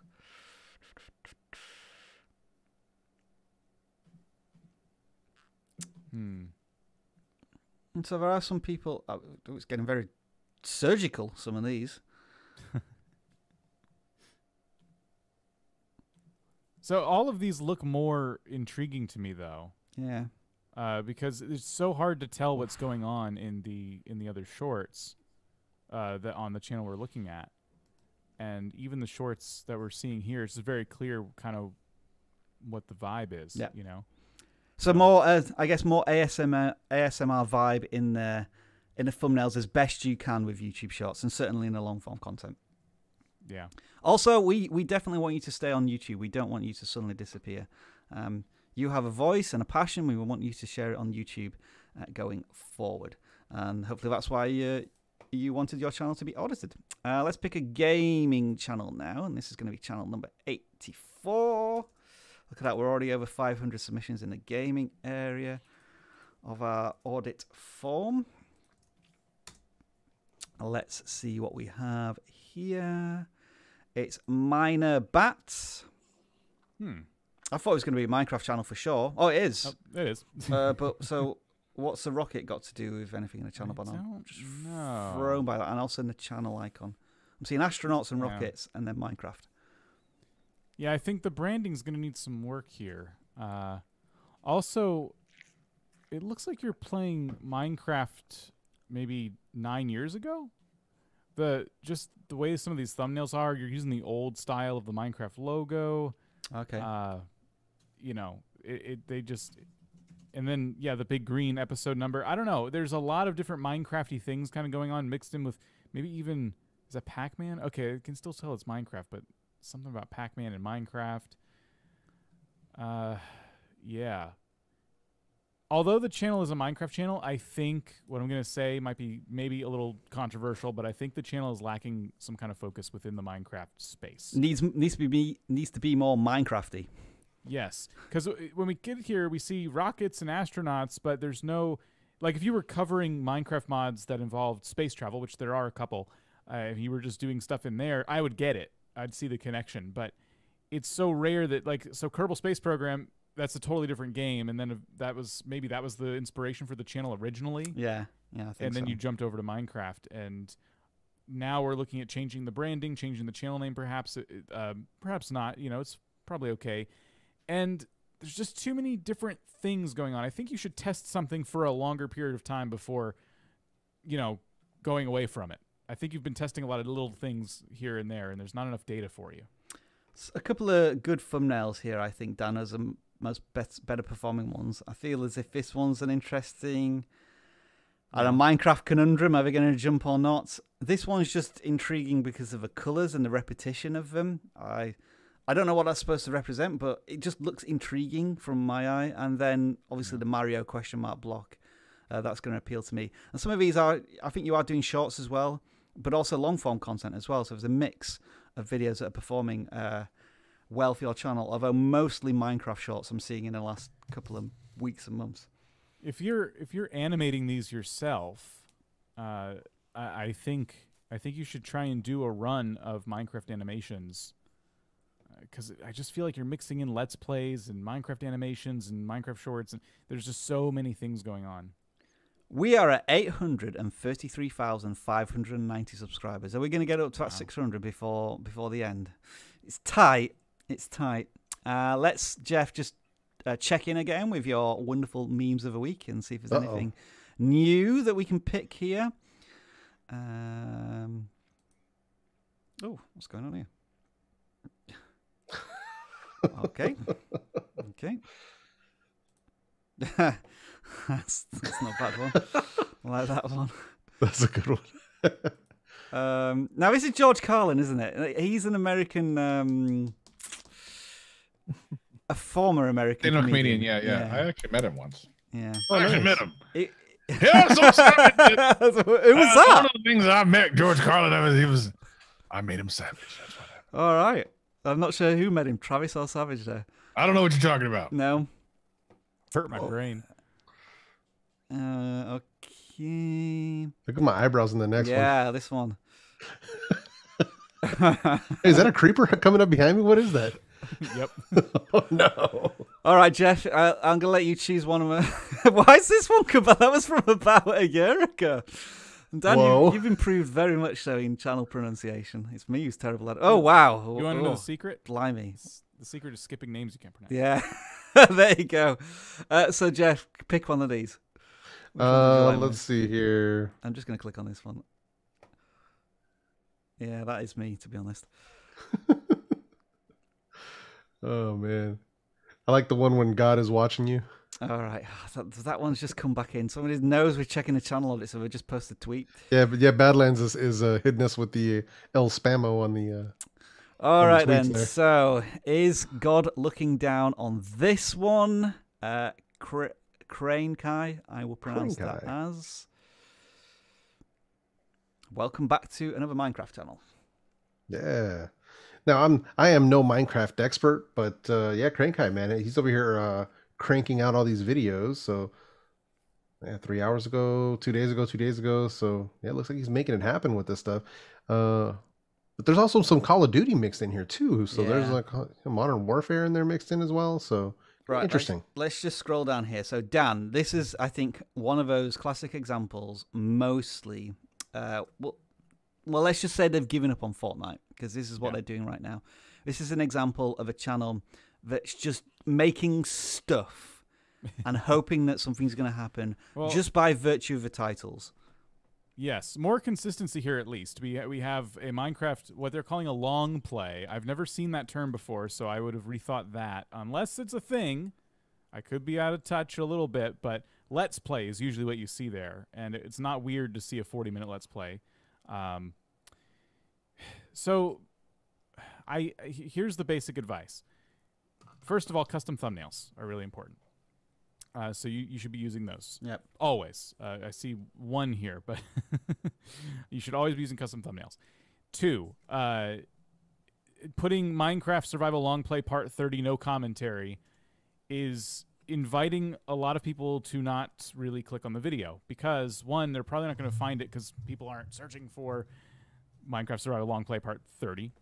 And no commentary is a bit of a tough sell. Yeah. Because you're competing with a lot of people who are providing commentary. To me, that's a subtle way of don't watch this video. You know, I didn't want to say it that bluntly, but yes. Yes, I agree with you. I think, you know, let me just do no search commentary. For that. I just want to. I'm intrigued in that if no commentary is like a thing. It's a thing, but I think you got to have like, you're competing in such a tough space. Oh, long play! Look at that. It's a thing. Infinite Drift there has done well with it. Yeah, I see now. So I think no commentary and long play are like one and the same. This channel's trying to model themselves after these creators. Very interesting. There is just one channel who's having success. Well, one or two like loopy long plays. Yeah. Is it almost all of their content here? Feels like it a little bit. But there you go. That's like awesome. That's the space you're competing in. Yeah. I think now is the time, if you are someone who wants to make YouTube videos but doesn't want to provide commentary, now is actually the time, unfortunately though, in the form of YouTube Shorts. Very much the opposite of long play content. Because if you can make shorts that are really entertaining and don't require any commentary or any text, they can transcend language. Now people from all over the world can enjoy them. But I don't know. I personally, I own Minecraft. It's not a very expensive game. It's been around for a long time. Why would I watch someone silently play it, you know, and not really bring anything else to that conversation? I think that no commentary content is a very small audience is kind of what I'm getting at. Because even the person who was on top, I mean, we saw 20,000 views and stuff. So is that kind of your ceiling that you're looking at? I would also follow this video quite closely because it is something where you've done something completely different in terms of a custom thumbnail. Yeah. Apparently that thumbnail is stolen from a bigger creator. Oh, is it? Boo. Never do that. Yeah. Never do that. Don't. How do you know about Dan? If you just spotted it was mentioned in the chat, and then I looked it up too. I was going to say it does look a little grainy, and I didn't want to say anything, but it just looked like a style I've seen before. So, That's a shame, though, because it looks as if the audience is reacting better to it, but are they just reacting better because it's somebody else's thumbnail? I mean, the title is different as well. I throw the whole video into question now. Did you take the video and re-upload it? Yeah, it just puts everything into doubt. Please remove that, because you're going to at least a thumbnail. Reputation. At least a thumbnail if it's not your thumbnail. Yes. Whatever was stolen, remove it, because you're going to hurt your own reputation, even just trying that once, because now people can't really trust that you're not going to take more content. I think this is the first time I've ever heard Dan actually a little angry. I think we found it makes me upset. I get genuinely upset when people rip stuff from other platforms, from other creators, and post it on here, because it's silly. YouTube eventually catches you, it gets taken down anyway, and you wasted everybody's time. The final thing I want to point out here is if we look at all of these videos, like it's Minecraft Long Play Part X, and we just had a very appropriate tweet that came in, didn't we? Which was, where was this? The one with Jeff's eyebrows and a creeper. Look, there we are. That is your channel right there. It's true. The part numbers, though, like what happened in Part 30? Was there anything you could tell us about Part 30 that's more intriguing than the fact that it's just Part 30? I feel as if we now have to audit Badlands, because not only did they do that thumbnail, which we found entertaining, but he's been doing a clown one as well, which I quite liked. So yeah, let's audit this. Whoa, that doesn't exist anymore. What's happened there? Oh, I'll get the link from there. It's that GoBox internet. It's that Canadian GoBot internet. Badlands Funny Moments Playthroughs and Challenge Series. Okay, you've got 300 subscribers nearly, and you've been on YouTube for just over a month, and yeah, it looks like you're picking up some traction here. Although I would query how you've got a good number of subscribers versus view counts. I'm just looking at that, doesn't quite match. A little suspicious there, a little suspicious. But I guess you could have deleted many videos from beforehand. Right, what is this channel about, Dan? Is it playing Terraria? Have I been pronouncing it wrong all of this time? Terraria. Oh, yeah, Terraria would be the correct. So terrible is what I call it. Thank you, Savage. What's going on here? There's a few other games I've not. I wouldn't put in the same category, like Brawlhalla. I don't know if that's in the same kind of category. Like Minecraft and Terraria would be very similar. So I think the simple advice there would be channel focus. And it looks like this creator's doing challenges within the games here, like playing something without any armor. Or it's a no armor expert appears to be their little niche that they're trying to chip into, which is nothing wrong with that. Oh, very intriguing. I think if you can do more of that within the Terraria community, you would probably start getting shared, like, oh my gosh, this guy beat the game with no tools. You know what I mean? But sticking to one game, I think, would be very important, at least for as long as you can. Again, how could we maybe tweak the titles so that they are a little more educational and might have more search intent, but still be the same content? Like, for example, Terraria, no armor expert entering hard mode. It could be like how to kill, or how to beat Terraria with no armor, or Terraria go ahead, no Dan, armor challenge. Say again. I'm talking over you, Dan. Sorry. Go ahead. Terraria no armor challenge would be somewhere to start. Well, I'm thinking how to beat this enemy, or how to play Terraria with no armor. I wish I knew the game better, because these bosses I think have names, but beating so-and-so with no armor in Terraria. Yes. Lovely little tweak of a title, but the content can still be the same. And I think that might just add a little bit more discoverability for the size of a channel currently. Mm-hmm. All right, we're into overtime, Savage, but I'm going to give you one more student if you would like to take one. Yeah, more let's see who the last person who signed up with their foolishness is. The 29th. All right, the 29th. And then I'm going to go see who the real trash thing is, because Popeyes had that chicken sandwich. You know about that? What they had, it was big deal. Everyone was making a big deal about it. Remember that last year? I have no idea what you're talking about. Popeyes has a chicken sandwich. Popeyes is a restaurant. It's a fast food restaurant. Okay. Chicken sandwich. He's also a sailor man. McDonald's now has a sandwich is very obviously a takeoff of that. So I'm going to go check it out and see which one is the GoBots of the chicken sandwich. Doplex or Chimamera? All right. I think it's Chimera. If you say so. With a little smiley face at the top. Rocket League and Brawlhalla. What did we just talk about? Brawlhalla and Noob versus Pro. We did, ironically enough, yeah. And What are the chances of that? Probably not great. So that's what you should do. I'm just playing around with the channel banner. That's actually magical right there. Thanks. That'll cost you $60. Or thank you, Diplex or Chimera. I need you to go ahead and send us $60 just for this banner that we're changing. Yeah, you wouldn't get this on Fiverr.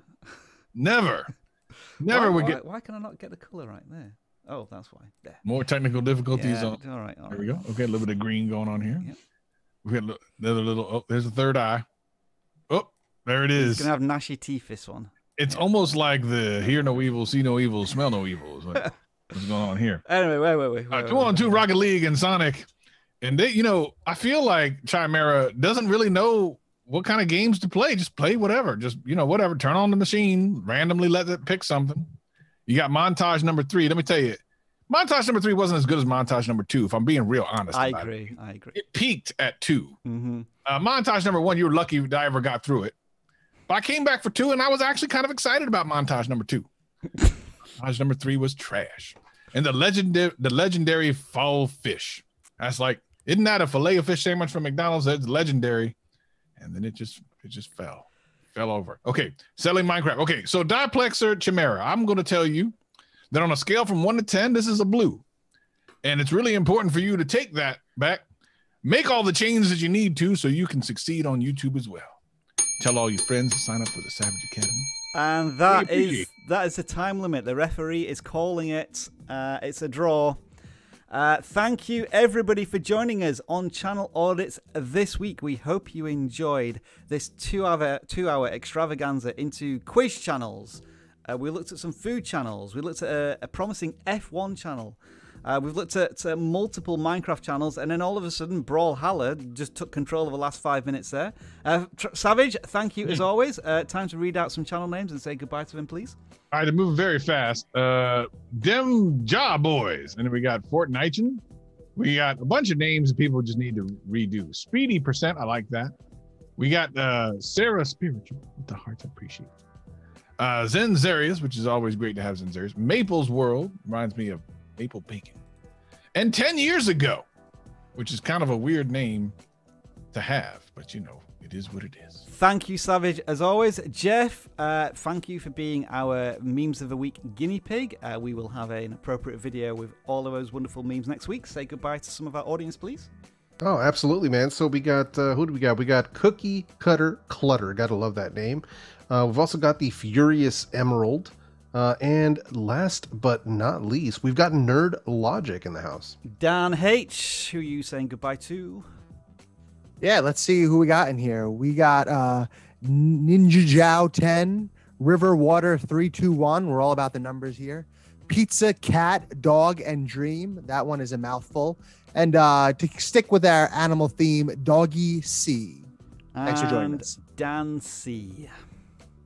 Let's see. It's Duckling. Goodbye to you. Eddie and Noah said hello, but we're actually leaving, so it's a bit awkward. Nelmsy, we'll see you later. Short reviews. Sorry. See you next week. Smiley Jack, goodbye to you. And Coaster Strike. Catch you later. All right. I just want to remind folks, well, to be honest, I just want to see if we've hit 800. Oh, there we go. We got it. 833,604 subscribers. Thank you for helping us reach that landmark. But I did want to remind you of the awesome offer that we have on currently. If you found these audits useful, you would find a personalized 1-hour discussion with one of our auditing experts invaluable if you sign up to the vidIQ 12-month boost subscription, which gives you the 20% discount as always. But right now, limited time only, you'll be getting some help from one of our auditors. I'm going to say goodbye to the following people. That include, let me see, you are right, the text is going very fast. Sloth Games, Good Laughter, I hope you laughed during this live stream. Aola Zee, Jelly Joe, and also Road Rush Nation, Eric the Occupy, Eddie and Noah, Demja Boys, that channel literally called Minecraft Shorts, and Supreme Family. We will be back next week. In the meantime, happy video creating. Bye for now.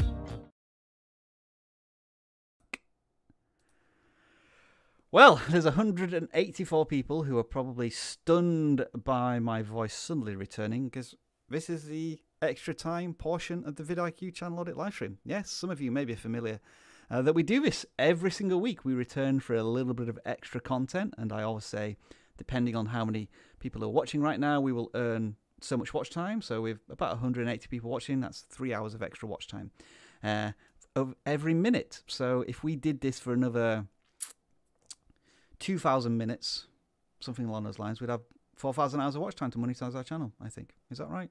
I'm not quite sure. Hey, Dan. Hey, Dan. How are both of the Dans? Sorry. We're doing good. I'm, you know, there was math going on in there, so I sort of blanked out for a minute. It's terrible there, but I'm math. back. I don't think I was right. Dan, have you, calmed down yet from the rage that we were feeling from you for the last 5 minutes of the live stream? I reported that channel with every account I could log into. No, I'm kidding. Oh, how many flags have you just clicked, Dan? Oh, man, so many flags. Don't steal content. It shouldn't be that hard. Well, okay, here's the thing. People are going to steal content. Don't come to us for advice with your stolen content channels, because that's just nonsense. I think, actually, it is hard. YouTube is hard, but the shortcut is not the solution. You know, YouTube is hard for a reason, because so many people do it.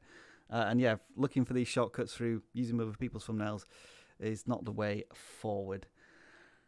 Well, I hope you enjoyed this live stream, by the way. Thank you for getting us to 833,600 subscribers. And I think we all agreed that we will audit maybe 1 or 2 more channels, and this is going to be done through the medium of March Madness as YouTube. You're being audited right now. From chat, they're auditing you. Why are people auditing me? Because you're blurry. Oh. And they don't like that. Is that because we're speaking? No, I'm not blurry. I'm not blurry. Stop lying. Right, let me put this in the chat. So, folks, yeah, YouTube March Madness teams as YouTube terms. I think we had, for example, the Seattle subscribers, but that's a really bad example. Or the Washington watch times, etc., etc. Any that you suggest? In the next couple of minutes, we'll probably pick one of those channels. So please do submit them right now. And I'm going to start looking at the chat to see if anybody actually does. Minecraft channel stealers. March Madness, the Wichita. Oh, that's it. The Wichita Watch Time. Thank you for that one. The Vindicators, the Beast Ballers, Clickbait Cavaliers, the Copyright Crabs. I like the Cleveland The click-throughs. Cleveland Click-Throughs are pretty good, yeah. I should join the copyright crabs. The Oregon State Subcounts. Clickbait crocodiles. Somebody's just posted, please no more Minecraft. The Montreal Monetizations. California copyright strikes. The LA Audits. Tar Heel thumbnail taker. Do you like that one, Dan? That's made you laugh. Shall we choose that one? Yeah. Oh, that's I think tickled we've Dan. done that channel before. Oh, Haven't we? Cello 101. Cello 101. Actually, no. I don't think we audited this channel on the live stream, but in our other conversations, I think we used that as an example. So we should have plenty to say about this channel, but I've forgotten that all of the advice that we thought of. Shout out to the Pittsburgh Steelers of content. That's a brilliant one as well. If you can get their channel name, we'll maybe do them as well. Anyway, let's just quickly share the channel. Cello 101. Oh, I'm trying to remember all of the things we talked about for this channel. You keep remembering. I'll see if I can pull it up. I think one of the things that we were talking about is that the thumbnails could obviously do with some improvement. In the sense that it's very easy to just have a still image of somebody playing a cello. I know a lot of channels do very artistic shots of the instruments to help them with the guidance for the viewer into what they're going to get into for a channel, and it gives them, I guess, a bit of differentiation from similar cello channels. So I had a couple of notes. Go on, Dan. Go on. So one thing, now again, we were having conversations about music channels because we want, we're trying to improve here at vidIQ as well. Yeah. And this one actually came up, and we kind of had a roundtable discussion about a handful of channels. One of the things someone said was find the most popular classical songs and cover those, and then be looking up different cello keywords, classical keywords.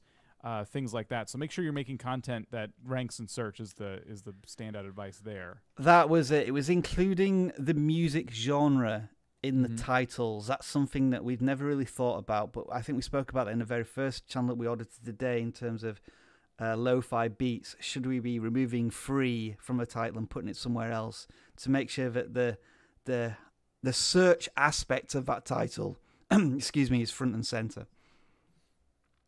Yeah, and then looking at your niche, see how the thumbnails are and see if there's anything you can learn to improve yours, because sometimes it's some white text over a white background. It makes it kind of hard to see what's going on.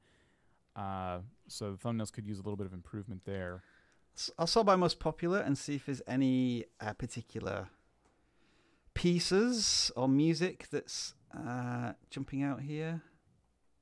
See, it's these tutorials as well. I think another thing that was mentioned was that as well as the cover versions, you might be wanting to do some educational content surrounding those cover versions. If it's a particularly difficult part of a piece that you play, how did you do it to help a similar audience? You're also doing YouTube Shorts as well, which is encouraged, and many of those YouTube Shorts are doing quite well. Yeah. Is there any opportunities for you to be covering more popular songs, or are you just wanting to stay in the classical realm? That's another thing that we kind of have to ask, because if you were to cover popular songs with the cello, I think that would really help with search, but perhaps that's just not your style. It is. I know other channels have turned classical pieces into electrical rock, and or they make popular pieces of music part of their instrumentation interpretation.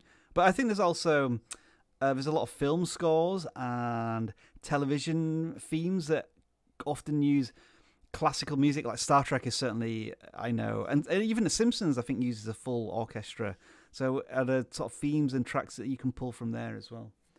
I do apologize maybe in the scattergun advice that we're giving, but that's kind of how we were doing it, Dan, where we were just like spitballing lots of ideas for us to try and remember all of these different aspects of advice that we can give to these channels, and hopefully we're going to narrow down into the specifics when we look at more and more music channels.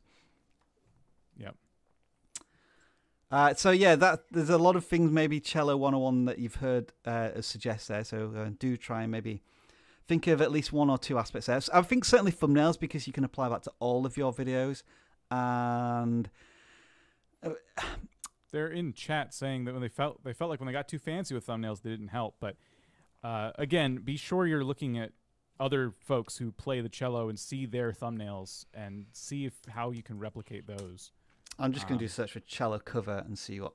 I mean, these are all long playlists that are there. But I think there's something like that is nice and artistic, isn't it? Yeah, a bit of a zoomed in one. Is it important not to include the face of the hero, because that's not important to the listener? They're more interested in the instrument and the song that's being played. Something to maybe consider there. Yeah. And if you're not already, be sure to use playlists as well. Mm-hmm. Really that was another important thing that was music suggested in that you put a piece of music together. I remember I saw one of Beethoven's symphonies in there, a 10-minute one, and it was an excerpt. Could you do a longer version of this where it's like a 20 or 30-minute performance to try with the content? So yeah, Cello 101. We're still trying to get better, as Dan says, with music audits. And actually, the person who's helping us out with this is somebody who works for vidIQ, who's got their own music channel. He's actually volunteered to maybe do a 30-minute segment when we just stack up a lot of music channels, and then he helps us more audit them. So maybe stick around for that going forward. Dan H., did you find that Pittsburgh Stealer of Content channel? I did. It's Rocky Acres Farmstead. R.E. Rocky. Oh, there we go. Acres. There you go. Thank you. I always feel, I'm. This is going to sound really weird, but I have a degree in English with creative writing, but I'm a terrible speller. I'm like, when I'm under pressure, when there's like 200 people watching me, I get even worse. So I do apologize if I needed Dan's assistance there to spell. Usually acres. I can't spell acres too, but I was proud of myself because I remembered how in that moment. Yeah, thanks. You pulled me out there, Dan, and then I just admitted to everyone that I'm a terrible speller. All right, this is mostly a YouTube Shorts channel, I think, here. Just because I'm seeing these thumbnails that aren't really thumbnails. Although they kind of are. These are weird. Hang on.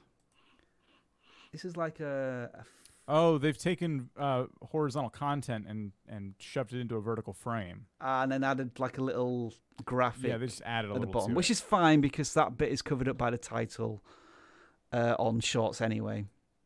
Yeah, so just making it work for the content.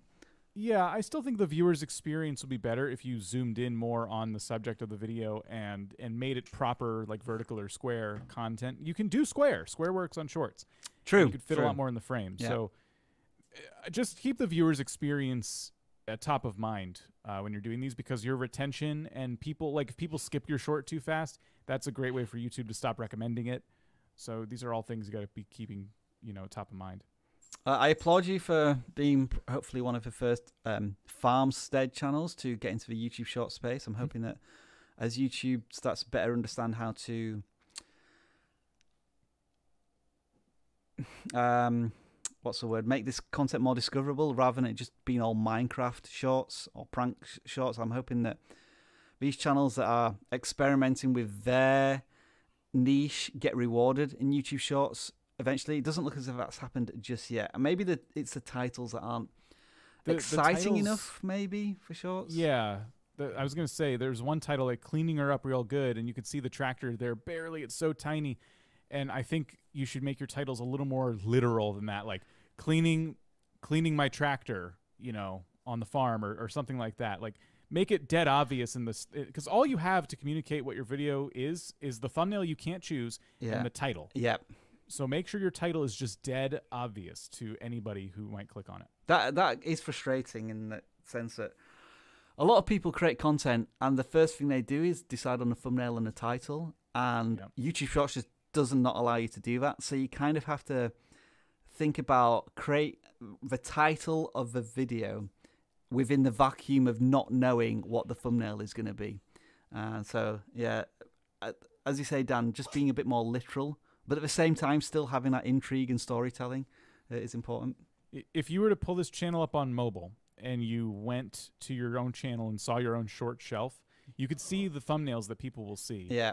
And you can see them in the format they're going to see them. So when you take these horizontal videos and cram them into this vertical frame, you're taking a small image and making it smaller. So you really aren't doing your thumbnail, again, that you can't choose, any favors, you know, and the audience, it makes it very difficult for them. Let's take this as an example then. Drone flyover. Because you don't know what the thumbnail is going to be, drone flyover is perhaps a little too ambiguous. It might be, how could you change that? Like epic drone farmstead shots. Or something that just makes it clear but also exciting still as a title. And Drone that's hard. flyover. I would struggle to do that if I don't know what the thumbnail's going to look like. Right. What's the drone flying over? I mean, you need to be that, even though you can see it there, like, I think you need to be that literal with your titles. I'm just going to do this again, like do shorts and then drone. And then is it going to help us with any potential titles here? Oh, wow. I mean, that is very literal, that one, Dan, isn't it? But it is. You know everything that you're going to get when you click on it. The best drone in 2021. It's a pretty simple title.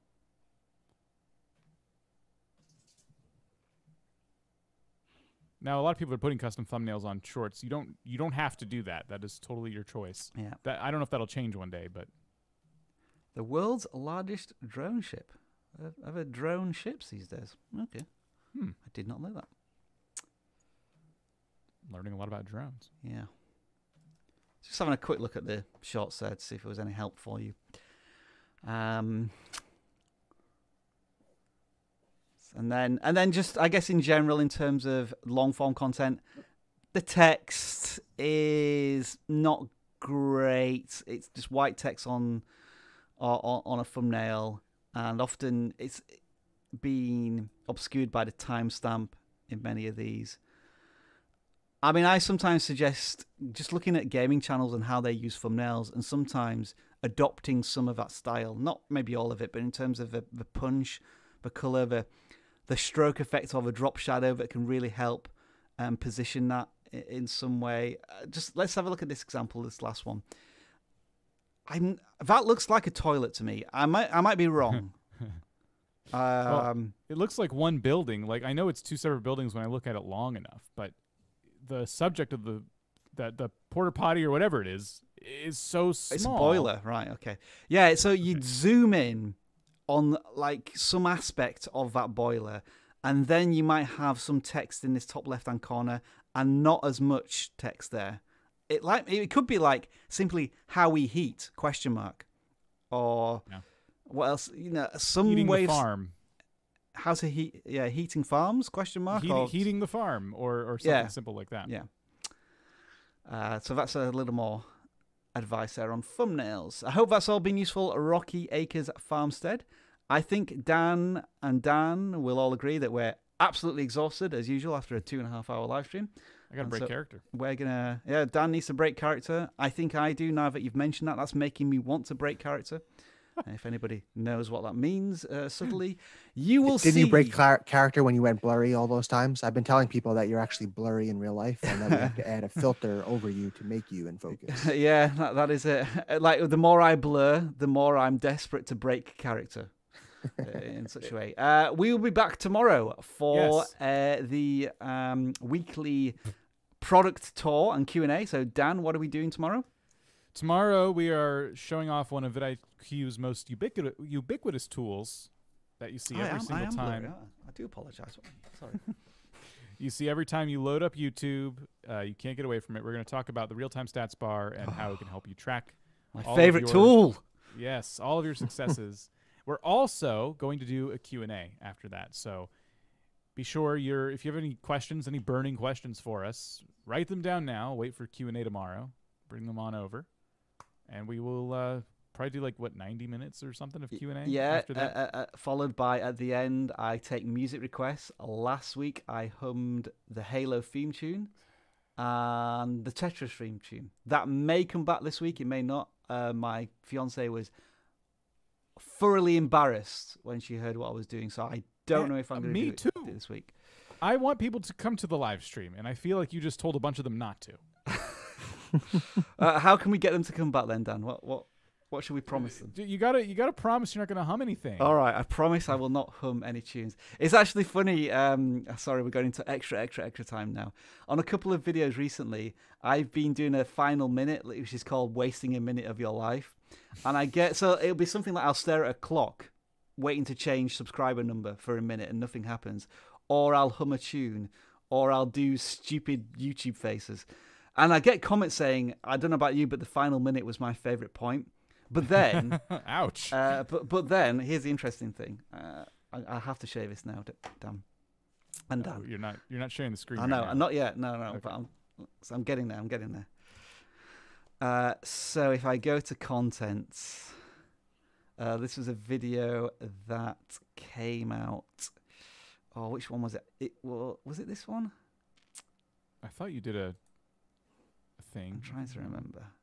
Hang on. Oh, that was pretty good. Oh no, it's not that one. It's that one. Sorry. I mean, people, you stick around and watch me if you want. Oh, we got some super chats as well. I didn't realise. Oops. Dan H, is your super chat names working? If you can maybe check them out, because it always shows a blank name for me. Well, Andre Thomas donated £20. So I did see that. A couple of them were anonymous as well. Right. Thank you for that. No, it's kind of not done it. There was... Which video did I do it in now? Oh, this is bugging me.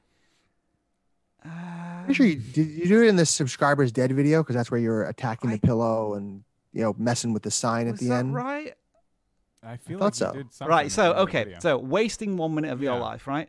That started at 10:05. And I got quite 20 or 30 comments saying they really enjoyed the last bit. But the analytics tell me I should never, ever do this again. Because the moment I started wasting people's lives, look at that. It's funny because there's a little jump, as if people jumped to that point because they wanted to see it. And then they immediately abandoned. So, yeah, that's a bit of testing for you there. But this is the bit I still want to fix, Dan, right here. I mean, 70% isn't actually too bad after 30 seconds for us. You're getting a deep insight into our real-time analytics here. Yeah. Anyway, I'm waffling. I'm sorry, Dan and Dan, for taking up more of your time. Wilson's Waffles. We're used to it. Waffles. There we are. I'm going to find the right one to Someone press. animate that. Unless Dan and Dan, you've got anything to add at the end? Hungry. Right. No, my dogs are about to eat me. They're hungry. Oh, he needs to break character as well. All right, then. Final outro screen. See you all.